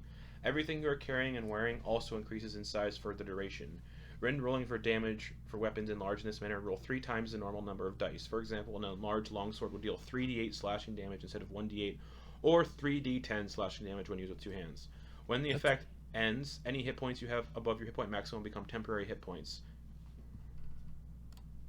That's a bomb-ass potion. Holy shit. There was a reason there was a power word kill trap on the chest. See, this is why we test things. We are testing. So yeah, family. Bernard pounds that back. Yeah, because if I did Giant's Might and then drank that, You'd be huge. but like for damage wise, I'd be doing initially with just Giant's Might I'd do 2d8, but then with that you said multiply by 3, so I'd be doing 68. An enlarged longsword would deal 3d8 slashing damage instead of 1d8, or 3d10 instead of 1d10. Okay, so alright, so then I would just be doing an extra Yeah. d8. Yep. Got it. Cool. Or d10 if you're using 2 hands. Off of that. And yeah, your hit point maximum also gets doubled for the duration. And once the effect ends, any hit points you have above your hit point maximum become temporary hit points. Yeah. So when Bernard, if you're at full hit points and you pop that thing, well, either way, your maximum hit points doubles when you take it. You don't heal when you drink it, but your hit point maximum doubles when you drink it. Oh. It doesn't heal you. It So- just bumps up your max hit points. Yeah. So you don't get more. Your current hit points are doubled when you drink the potion. Oh. But your maximum hit points are doubled, and then your current hit points are doubled, but you don't heal like to your complete new maximum. Cool. Yeah, so you'd get Alright. you'd get a beefy amount of hit points. Yep, so that's what happens when you consume it. 24 hours you get that benefit. That's Or pretty super. obviously until dispelled or something, but yes. Either way. All right. Tank potion, Ugh. essentially. Wowzers. There was All right, that's pretty deep. There was a reason that is loot in this tunnel. We're glad I didn't open that chest. And then back the way you came is the only way. All right. Excellent. On this one, I'm just gonna do a chest Okay. on the floor, Okay. and I believe we have one other direction Correct. for now. Yes. Like straight ahead? Yeah, straight ahead. Okay. All right. I guess we're gonna keep moving. Yeah. All right. So you guys, Strahd in the lead, 8 feet tall, muscular. Bernard will probably be bigger very soon. You guys keep walking, and you come. Do you to... want some healing straws before we go any further? Pardon me? Do you want some healing? Like, are you about to die? No, I still am in triple digits. Oh, Jesus Christ, what's that like? Pretty good, actually. Can't relate. Should lift some Anyway, weights. let's go. Lift some weights later. I'd rather not. Yeah. So you guys follow. So big. You come to another 90-degree angle, and this time it's going to the left. So. And this one goes straight ahead. So yeah, 90 degrees, and then it goes to the left. And you guys eventually come to another door with another knocker on it, another fiendish, demonic knocker on it. Sword, poke. Alright, as soon as you poke the door, you guys disappear and teleport inside a room that is 30 feet wide, 30 feet tall, and standing in the middle of the room is... It looks like the... It has like a bull-like head, almost, with a big iron ring in it. It's a huge fiend. It's got 2 horns on the side, 2 very large black infernal wings. Bare red flesh, flames when it runs out of bellowing, and flames seem to kind of like coalesce in its mouth, similar to the Balrog of Moria. In one hand is a large longsword, and the other hand is a fire whip. I need everyone to roll initiative. Against Wow. Baylor. Cool. Well, I think we found the boss. Yeah, 30 foot by 30 foot room. And it's a Baylor. Guys, we're fucked. There's a reason there was a potion in that chest. Yeah. And a reason there was 4 goblets. Yeah. Let's go, Strahd. Kick his butt. Alright, yeah. Baylor. This is the Baylor, fun fact, is actually based on the Balrog from Lord of the Rings. Cool. Yeah. So Bernard and Strahd just gonna like 2v1 this while sit back. 30-foot room, so it can get everybody with some of its stuff. So, oh, Strahd rolled shit for initiative though. All right, Una, what'd you get for initiative? 19. 19. Ophelia. 12. Bernard. 20. 20. Natural 20. Nice. Bernard, you're Yeah. first. You guys appear in the room. You're at the opposite wall, so you're about 30 feet away from the Baylor. It's at the other wall, and it's just getting ready to tangle. And Bernard, it's your turn right away. You're all lined up side by side when you teleport into this room. Yeah, I'm a bonus action. Haug, Okay. and then I'm gonna roll up on him. Okay. Just get up right next to him. Yep. And with my actions, what do I want to try and do here?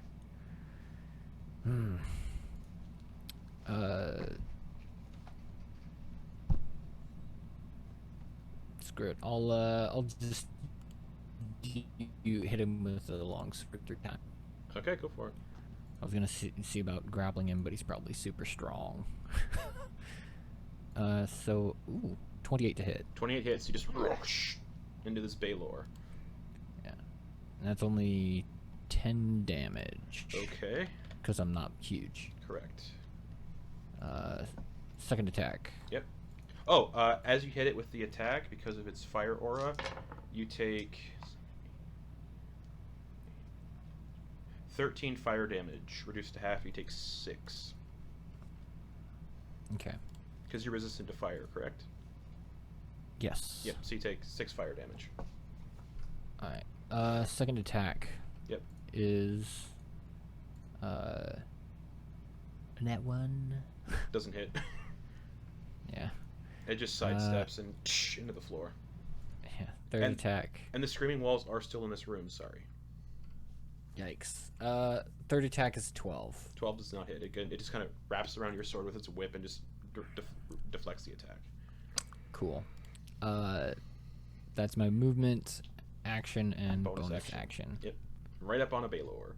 Bringing it to Una. The Baylor, it's 20 feet tall, so it's like almost the height of the entire room. So, Oh, Una, boy. it's your turn. She's just gonna fly in by it and try to hit it with the dagger. Go for it.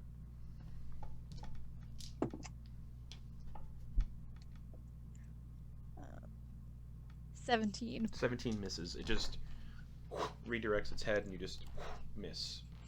Then bonus action, disengage and go back 10 feet. Alrighty, bringing it to Ophelia. How high are the roof in this? 30 feet. And the Baylor's 20 feet. And it has a reach of 10 feet. Whoa. Yeah. We're in danger. Most of my fire spells will most likely use this. I'm just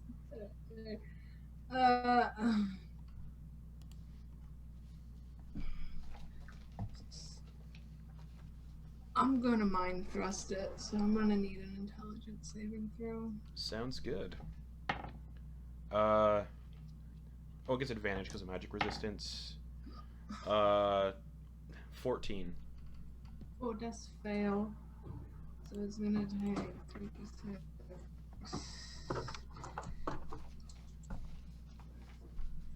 It's gonna take 5 psychic. Okay. And then I feel it's just gonna get up into the sky. Just up. Okay. As high as she can. Yeah. And that'll be her turn. Okay. That'll bring it to the Baylor then. The Baylor is going to attack Bernard with its long sword. 11 plus 14. 20 damage.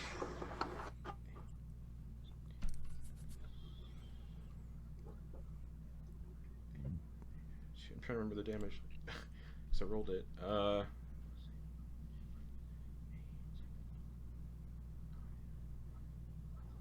think I said 27 slashing damage reduced by half because of your Okay. thingy. 13. Yep. And then 14 lightning damage. His sword just crackles with lightning. And then for its second attack, it's going to use its whip and get Ophelia, because Ophelia is within range of that. And we'll see if it hits Ophelia. Yeah, 13 plus Likely. 13 plus 14, so 27 to hit.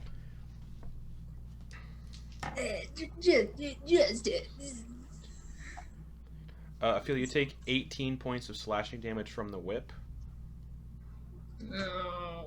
and 11 points of fire damage. But you reduce that, I believe, Used to to 5. have. Yep, to 5.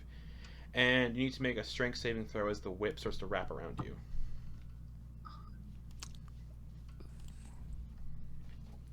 Eight. 8. You get pulled 25 feet towards the Baylor, and I forgot to mention, at the start of the Baylor's turn, Bernard also takes, because you're within 5 feet of it, Yeah. 15 fire damage. Whoa. Okay. So 7. Yes. I am at the last of my triple digits. And that'll bring us to Strahd. Are we streaming? Yes, we are. Holy moly. Alright. Strahd will, balls.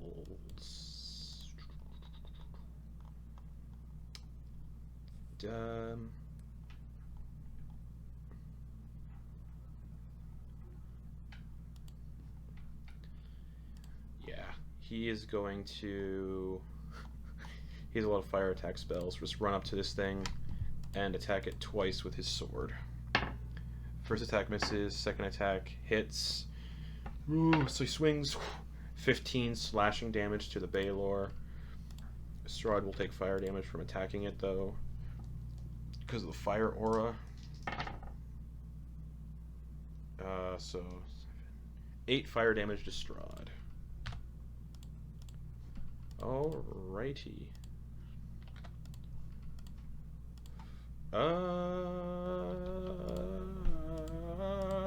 Bringing us to Bernard. No, wait. Did I skip someone? No, I didn't. Yeah, Bernard. So I'm going to bonus action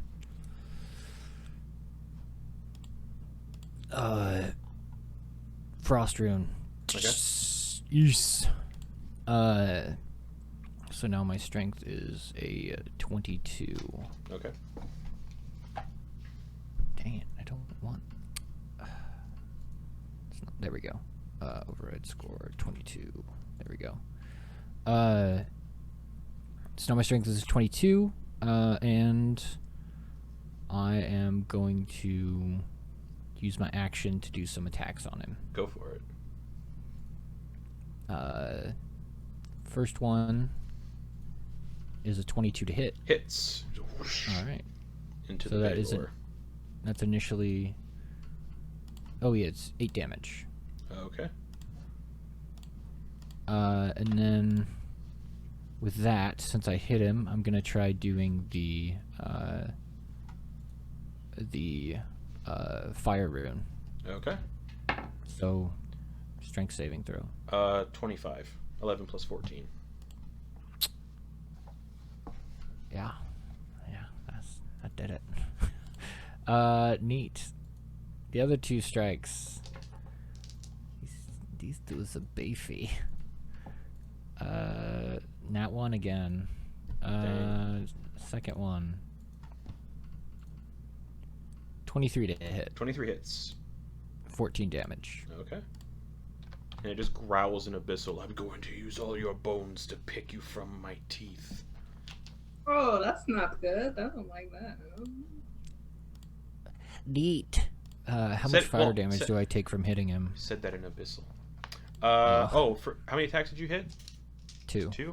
Alright, so total, I'm just gonna roll all the dice total then. 18 total fire damage. Alright, so 9. Yep. Cool. Yeah, second attack was 3 fire damage. The first one was 15. Neat. Anything else? No. Alright, that brings us to Una. Una's just gonna fly up to it, try to whoosh with the dagger. Go for it. You fly over. Shh. 14. 14 misses. It just laughs at you. In abyssal. Bonus Well, it action. laughs in abyssal. Bonus action, disengage and Okay. fly back. All right, Ophelia, you're not grappled or anything from that whip. You were just pulled 25 feet closer towards it. So you're within 5 feet. You're within like 5 feet of it. I don't want to be that close. Yeah, because it has an aura. Yeah, but if I leave it, am squishy. Yeah. I'm just gonna do the same thing. And mind sliver and intelligence saving throw. Okay. 12. 12 fails. Alright. Oh, he gets magic resistance. Sorry. Yeah, 24. 19 plus 5. Yeah, that succeeds.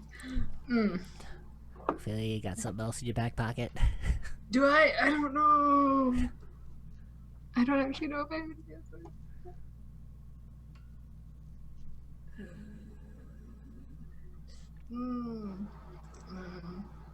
You have Bernard's rune as well.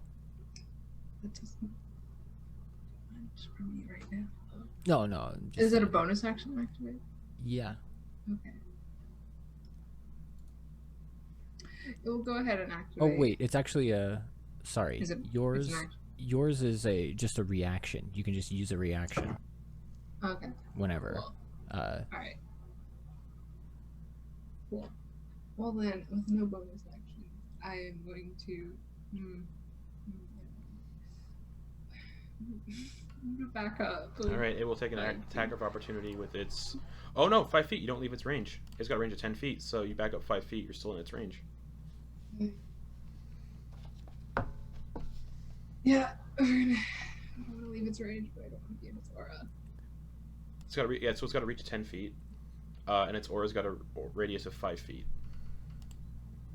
So if I back up 5 feet, I'm still in the range, but I'm not in the aura? Correct. Okay, then I will do that, so I'm not in the aura. Okay.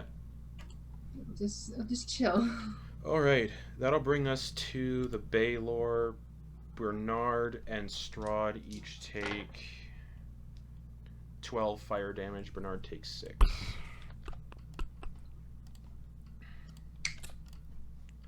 And yeah, the Baylor is going to make 2 attacks. Longsword on... I'm going to roll a d6 to figure out who it attacks. 1, 2, 3. Alright. It's going to swing the longsword at Ophelia.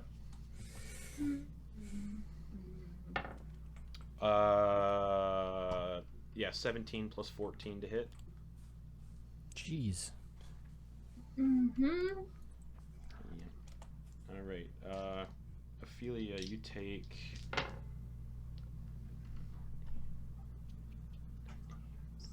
27 slashing damage. Mm-hmm. And 11 lightning damage. Mm-hmm. And then it's going to use its whip on Una to pull Una into this party off the broom.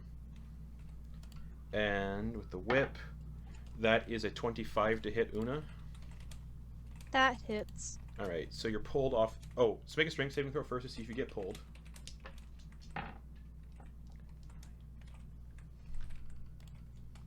That's a solid 6. So you get pulled off the broom 25 feet towards the Baylor. So now you're on the ground at its feet, standing. You take, 17 slashing damage, Una. And 11 fire damage. Can I do evasion for the damage? Yes. So then that'll be 17. 17 plus 11, so 28 total. So, yeah. Okay. Yeah, so now the entire party is within its melee reach, bringing it to Strahd, who is going to...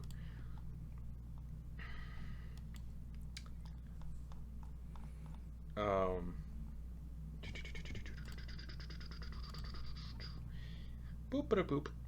Boop boop. Cast Chromatic Orb?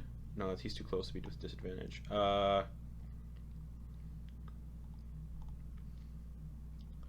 Well, you said that he has a range of 10 feet, so we could back up 5 to cast it. It's still with disadvantage, though, because Chromatic Orb is a ranged attack. Yeah, but as long as you're not within 5 feet, right? No, because I think you're still below the radius. Oh, no, that's the max range. Yeah, cool. Yeah, he's going to back up 5 feet. And drew a Chromatic Orb at 5th level and go for Acid. 5th level. Come on, Strahd, don't be shit. 27 to hit. So yeah, this acidic orb slams into the Baylor's chest. There we go. Dealing... Ooh, that's pretty good. 32 points of acid damage. There's our buff daddy wizard. That's his action for that. Bonus action, he's gonna second wind. Because he is, yeah. 10 plus 8. 18 hit points. Alright, he's back in triple digits, bringing us to Bernard. Cool. Bernard is going to bonus action Giant's Might. Yep. It's gonna get big, gonna get large.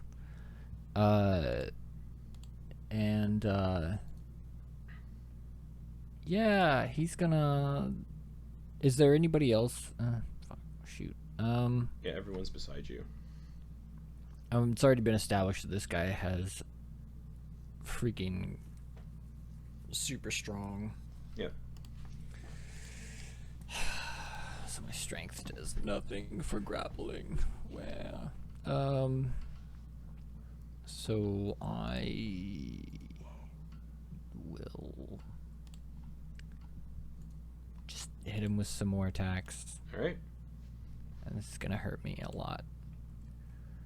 Alright, first attack. Yep. 29 to hit. 29 hits. And that is 12 plus 4, so 16 damage. All right, and you take 8 fire damage, reduced to half. 4. Okay. Second attack. Yep. Is a 19 to hit. 19 just hits. So you And that is into it again. And that is 13 plus 8, so 21 damage. Nice. You take 9 points of fire damage, reduced to half. You take 4. Okay. And third one, Mm-hmm. third and final attack. Come here, you. Is 27 to hit. 27 hits.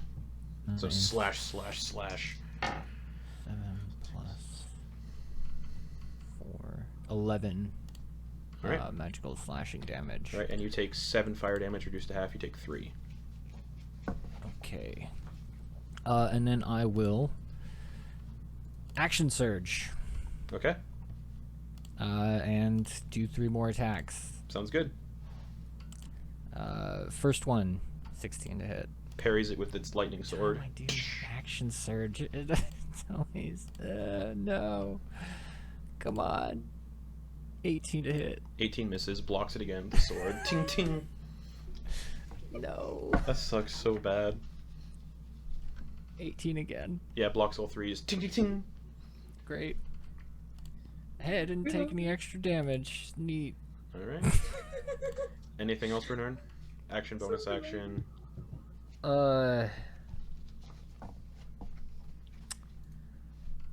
I think I used my bonus action did. to get huge. Yep.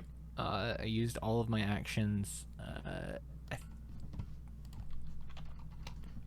I'm not gonna use my movement. I could use Okay. my movement to back up 5, so I'm not in the aura. Correct? Correct. Like that's the aura that happens at the start of its turns. At the start of its Yeah. turn. Yeah. So there's a fire aura that if you're within 5 feet, you yeah,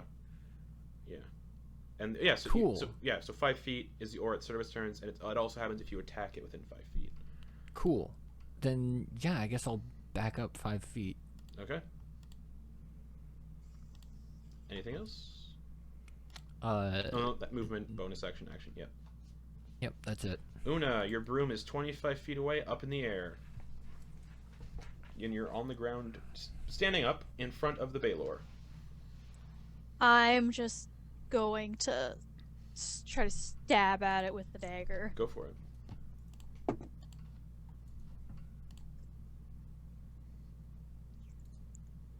Dirty 20. Dirty 20 hits. You stab into it.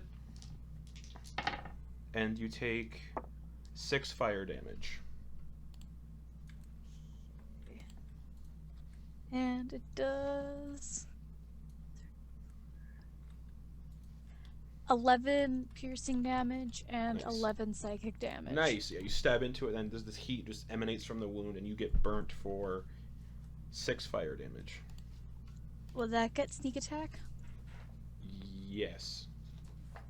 Okay. Because you still have allies within 5 feet.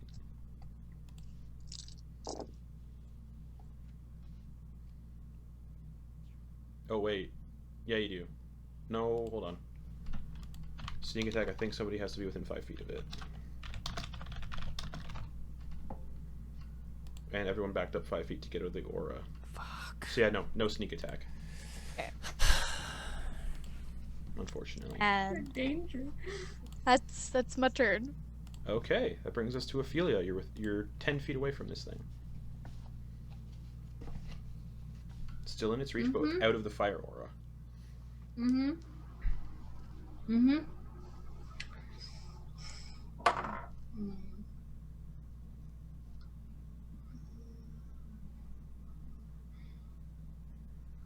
It's a big beefy boy. He's probably real good at con. I don't know what to do. I'm gonna try it again. I'm gonna try to mind slivers again. Okay. I'm gonna hit. I'm gonna hit. That's intelligence 19. Oh. Yeah, magic resistance is a bitch. I hate this. I am useless. That's great. I'm gonna back up like full extent of my movement. All right, so that'll be attack of opportunity with its sword. I will. How far is Bernard from me? He's roughly beside you because he also stepped back 5 feet to get out of the aura. Okay. So with the Skyrim, I can reaction to cause it to hit someone else with that roll, Bernard. Then I'm gonna do that. If it hits, you can If it decide hits. if it hits that you can Yeah. redirect it. Yeah. That is my plan. It's most likely going to hit. Okay, attack of opportunity with the longsword. Yeah, that hits. That's 12 plus 14, so 26 to hit. I will use my reaction to make it hit Bernard. And you can choose that it does no damage. No, it hits him Yeah, instead of It me. essentially just hits. I take the damage instead. Okay, so Bernard, you take. That's brutal. It's good if you're fighting like a horde creatures, I guess. Yeah, that's really cool. My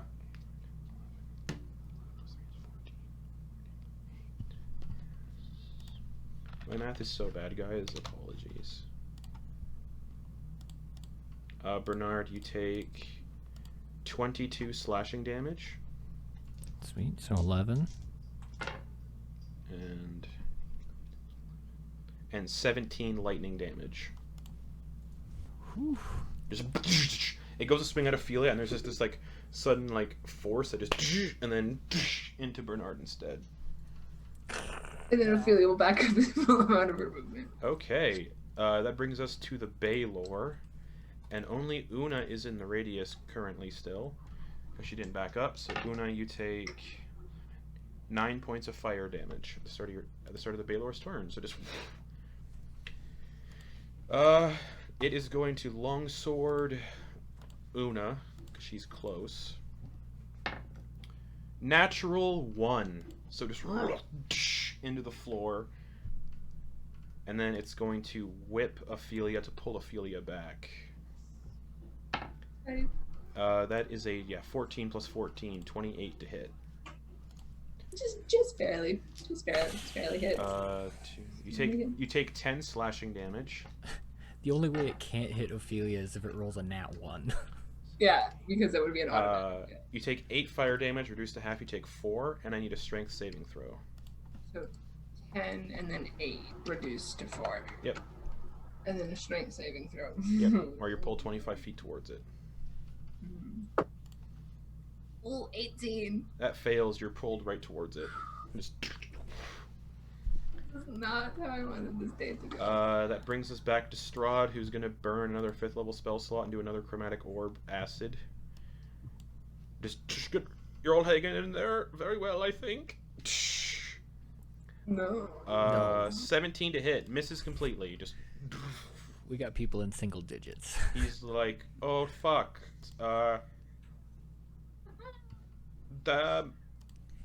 Bringing it to Bernard. Yeah.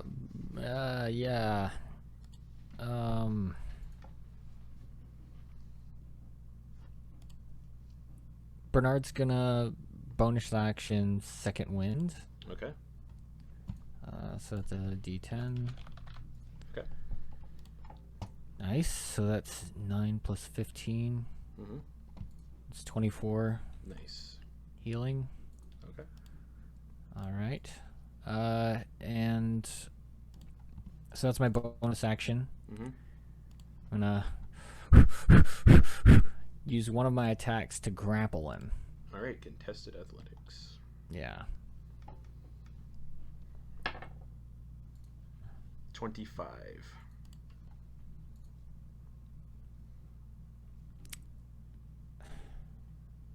Shit.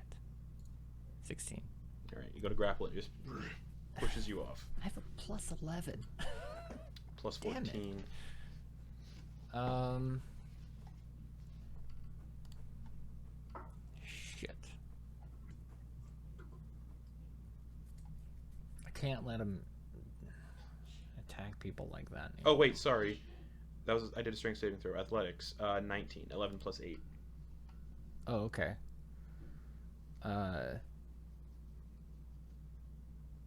Yeah. Again, I didn't Oh, roll okay. high enough, but I mean, I'm gonna try to grapple him again. Okay. So your second Yeah. attack is attempt to grapple again. Yeah. 16. 24. You would have had to move up 5 feet to grapple it. You Yeah, gotta and get I the- did. So you take 3d6 fire damage for touching it. It's touching or attacking. Oh, really? Yep. You take 8 fire damage, reduced by half. You take 4. Okay.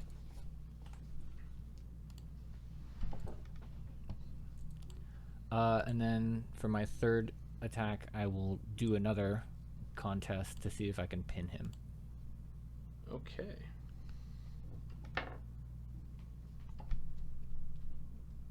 Okay. 13.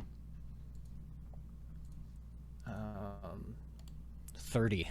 Yeah, so you pin the Baylor on the ground, but it does have wings and other stuff that'll make this fun. Oh, Well, pinning means that yeah. they are grappled and restrained. Okay. Restrained creature yes, speed I know. becomes 0 and it Mhm. can't benefit from any bonus speed. I'm just reading this for everybody else. Mhm. The attack rolls against the creature have advantage, and creature's attack rolls have disadvantage. The creature has disadvantage on dexterity saving throws. Yeah, and its speed is 0. So you also take 7 fire damage, reduced by half, so 3. Okay. Alright, and that's my turn. Okay, brings us to Una. Just gonna go flying up to it. All right, advantage, Try to slash which again. means you get sneak attack. You would anyway because Bernard's nigh it by it, but you get advantage on the attack roll.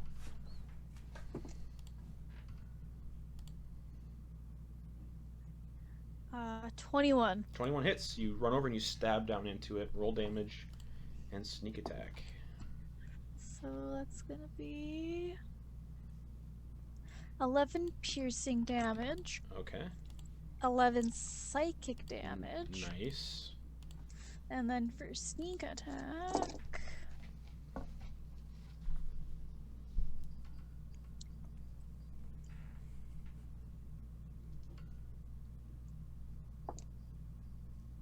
.24 sneak attack. Nice. This thing's starting to look pretty bad.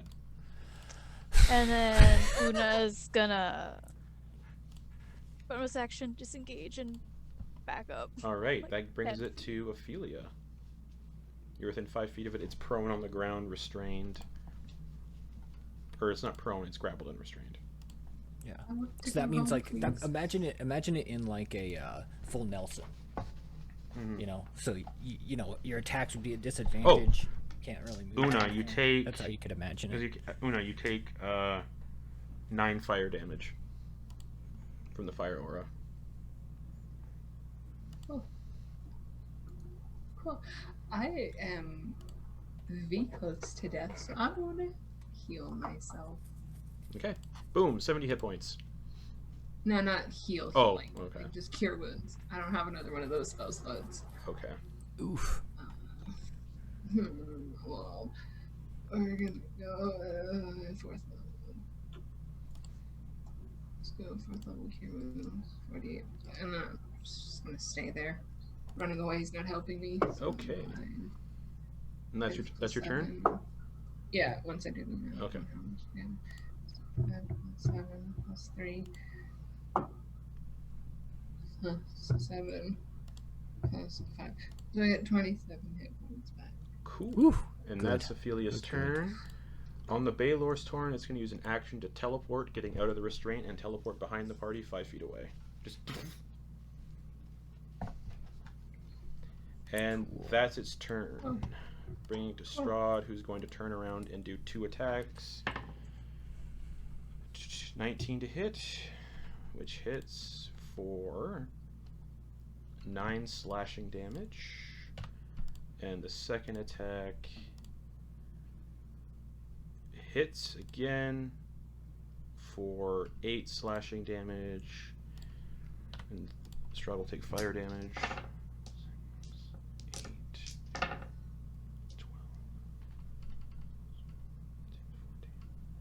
22 fire damage to Strahd total from 2 attacks. Okay.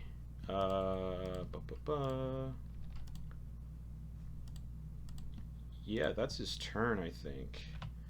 Bringing us back to the top with Bernard. Well, what do you think, guys? The Baylor is looking real bad. Yeah, so are we. And he goes right after me, right? After Or Una. no? It goes you, Una, okay. Baylor. Okay. Ugh. Fuck. Alright, yeah, hopefully these attacks don't kill me. So yeah, I'm gonna attack him. Okay. The attacks. First one's an 18. 18 misses. Ding. Yeah.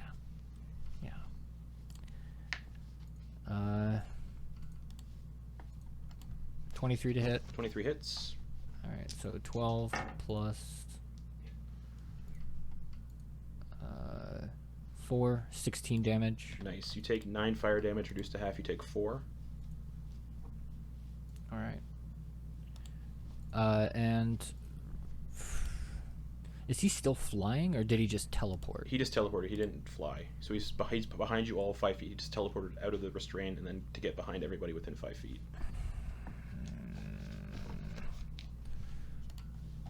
Fine, I'll do another attack. Damn it. 30 to hit. 30 hits.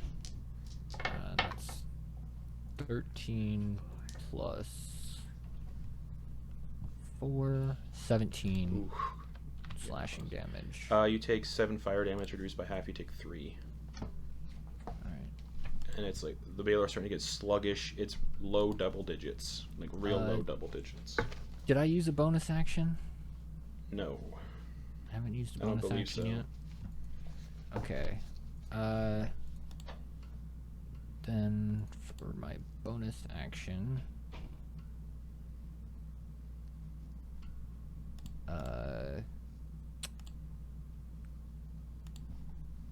shit, nope, nothing. Okay. I can't. I don't have anything. Cool. Right. Ran out of bonus actions. Anything else then? No. That brings us to Una. I running by and try to hit it with the dagger. Alright, make an attack roll. You get sneak attack because you have allies within 5 feet. 23. Hits. You take 15 fire damage when you hit.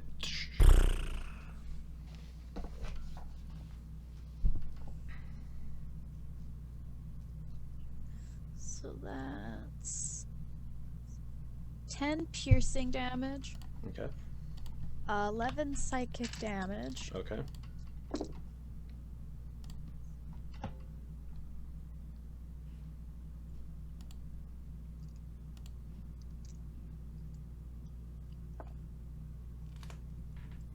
and 39 sneak attack.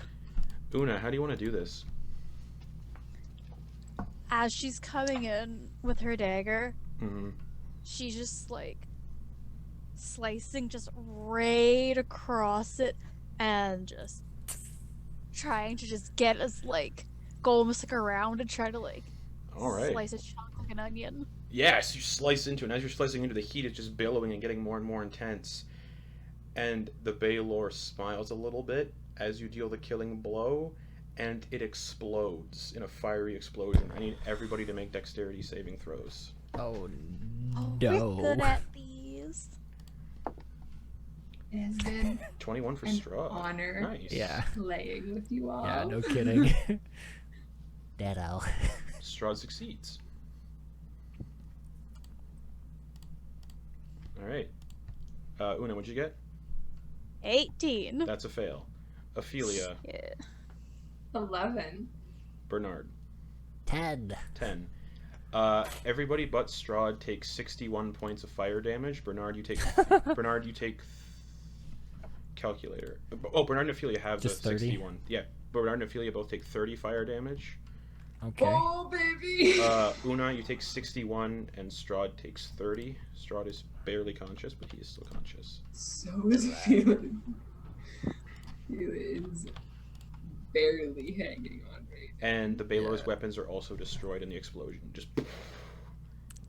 And you guys teleport back to the prison cell, and that chain shatters.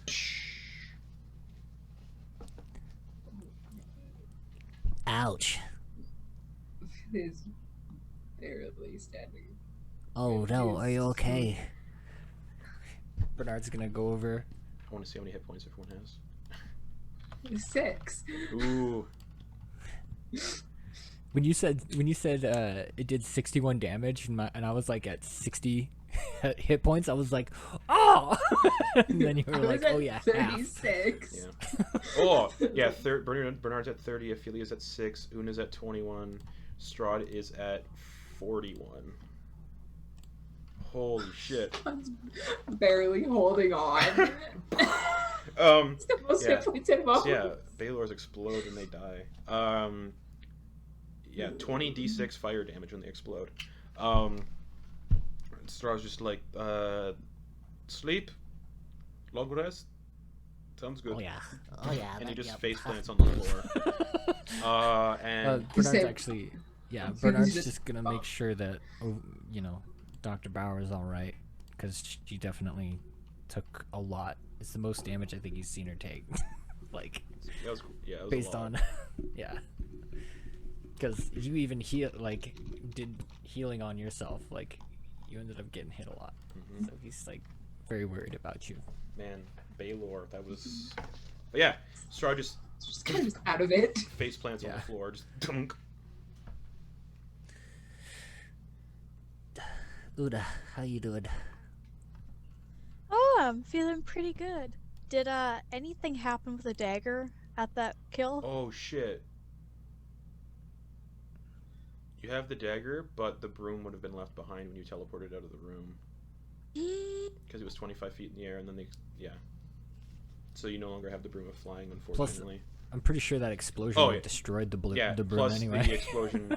Yeah, because it wasn't being worn or carried. If it was worn or carried, the broom would have survived. But with that explosion, the broom also would have been destroyed, unfortunately.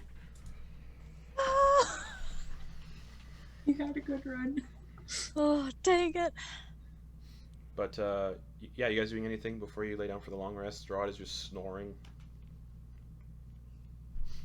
Ophelia is passed out in the corner somewhere. Yeah, Una. I saw that you had that dagger again.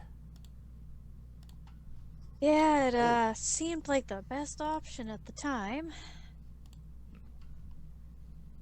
DM. Una, mark off one of the things I told you about with that dagger when you kill something, please. Okay. Because you dealt the killing blow to a Baylor.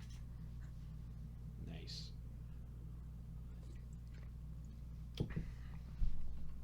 So yeah, when that happens, you can see the blood that's like the abyssal blood that's on that dagger kind of gets like siphoned into the shadows on it. Because the blade is just concealed in the shadows, yeah, and the blood gets siphoned into it. Oh, that's an upgrade. Okay. You want me to remove the curse before I fall asleep? You can do that? I have a spell called Remove Curse. Una will hand it over to him. I'm not touching it.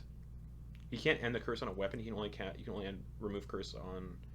Yeah, it just makes it unattuned to you. Yeah. So if you touch it again. Nah, it's good for now. And she All just right, and he goes back to sleeping. Yeah, Gerard just goes back to sleeping. Yeah, you guys doing anything else before you pass out? I think Ophelia's already passed out. Ophelia is curled up like a cat in some corner, like with two walls. Or is it a Yeah, circular room? It's a circular room.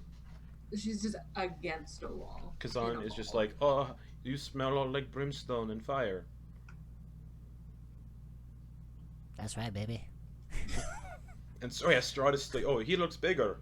Strahd is like 8 feet tall now and just super buff. Bernard's gonna take a knee next to Una. Okay. Just feel like, hey,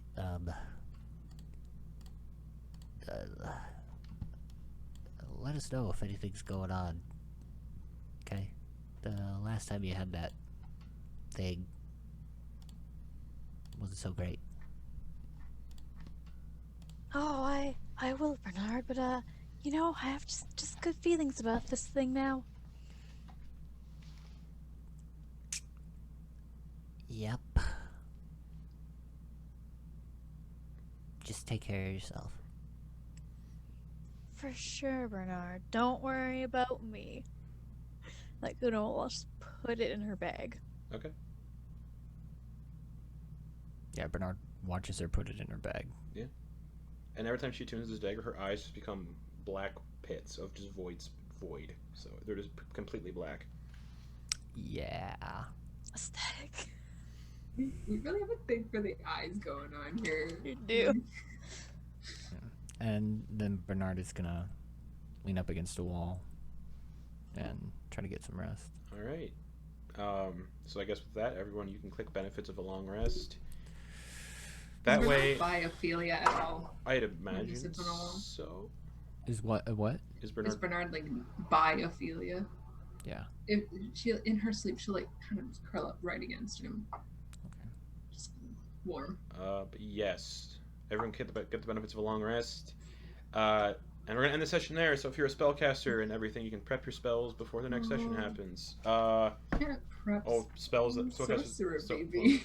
Strahd can. But yeah, long rest.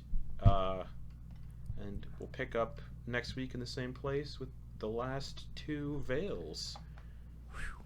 I will say, I don't know. The other 2 will be interesting. Oh, Yeah. well, it's been an honor, you guys. If we Yeah. TPK next episode.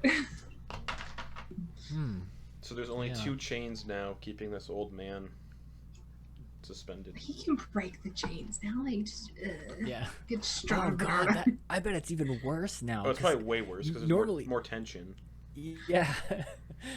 Yeah, whereas it was evenly dispersed across his body, now it's probably just like one hook is just Yeah. pulling his skin almost Yeah, there's all the one in his throat's gone. The ones that were in his pecs are gone. It's most likely, I think the ones that are left are the ones in his thighs. Ugh. Oh. Yeah. So He's just kind of dangling upside down. no, he's upright, but the chains that are in Oh. his thighs are anchoring him to the ground. So Oh. he can't like sit down or anything. He has to stay standing up. Ah.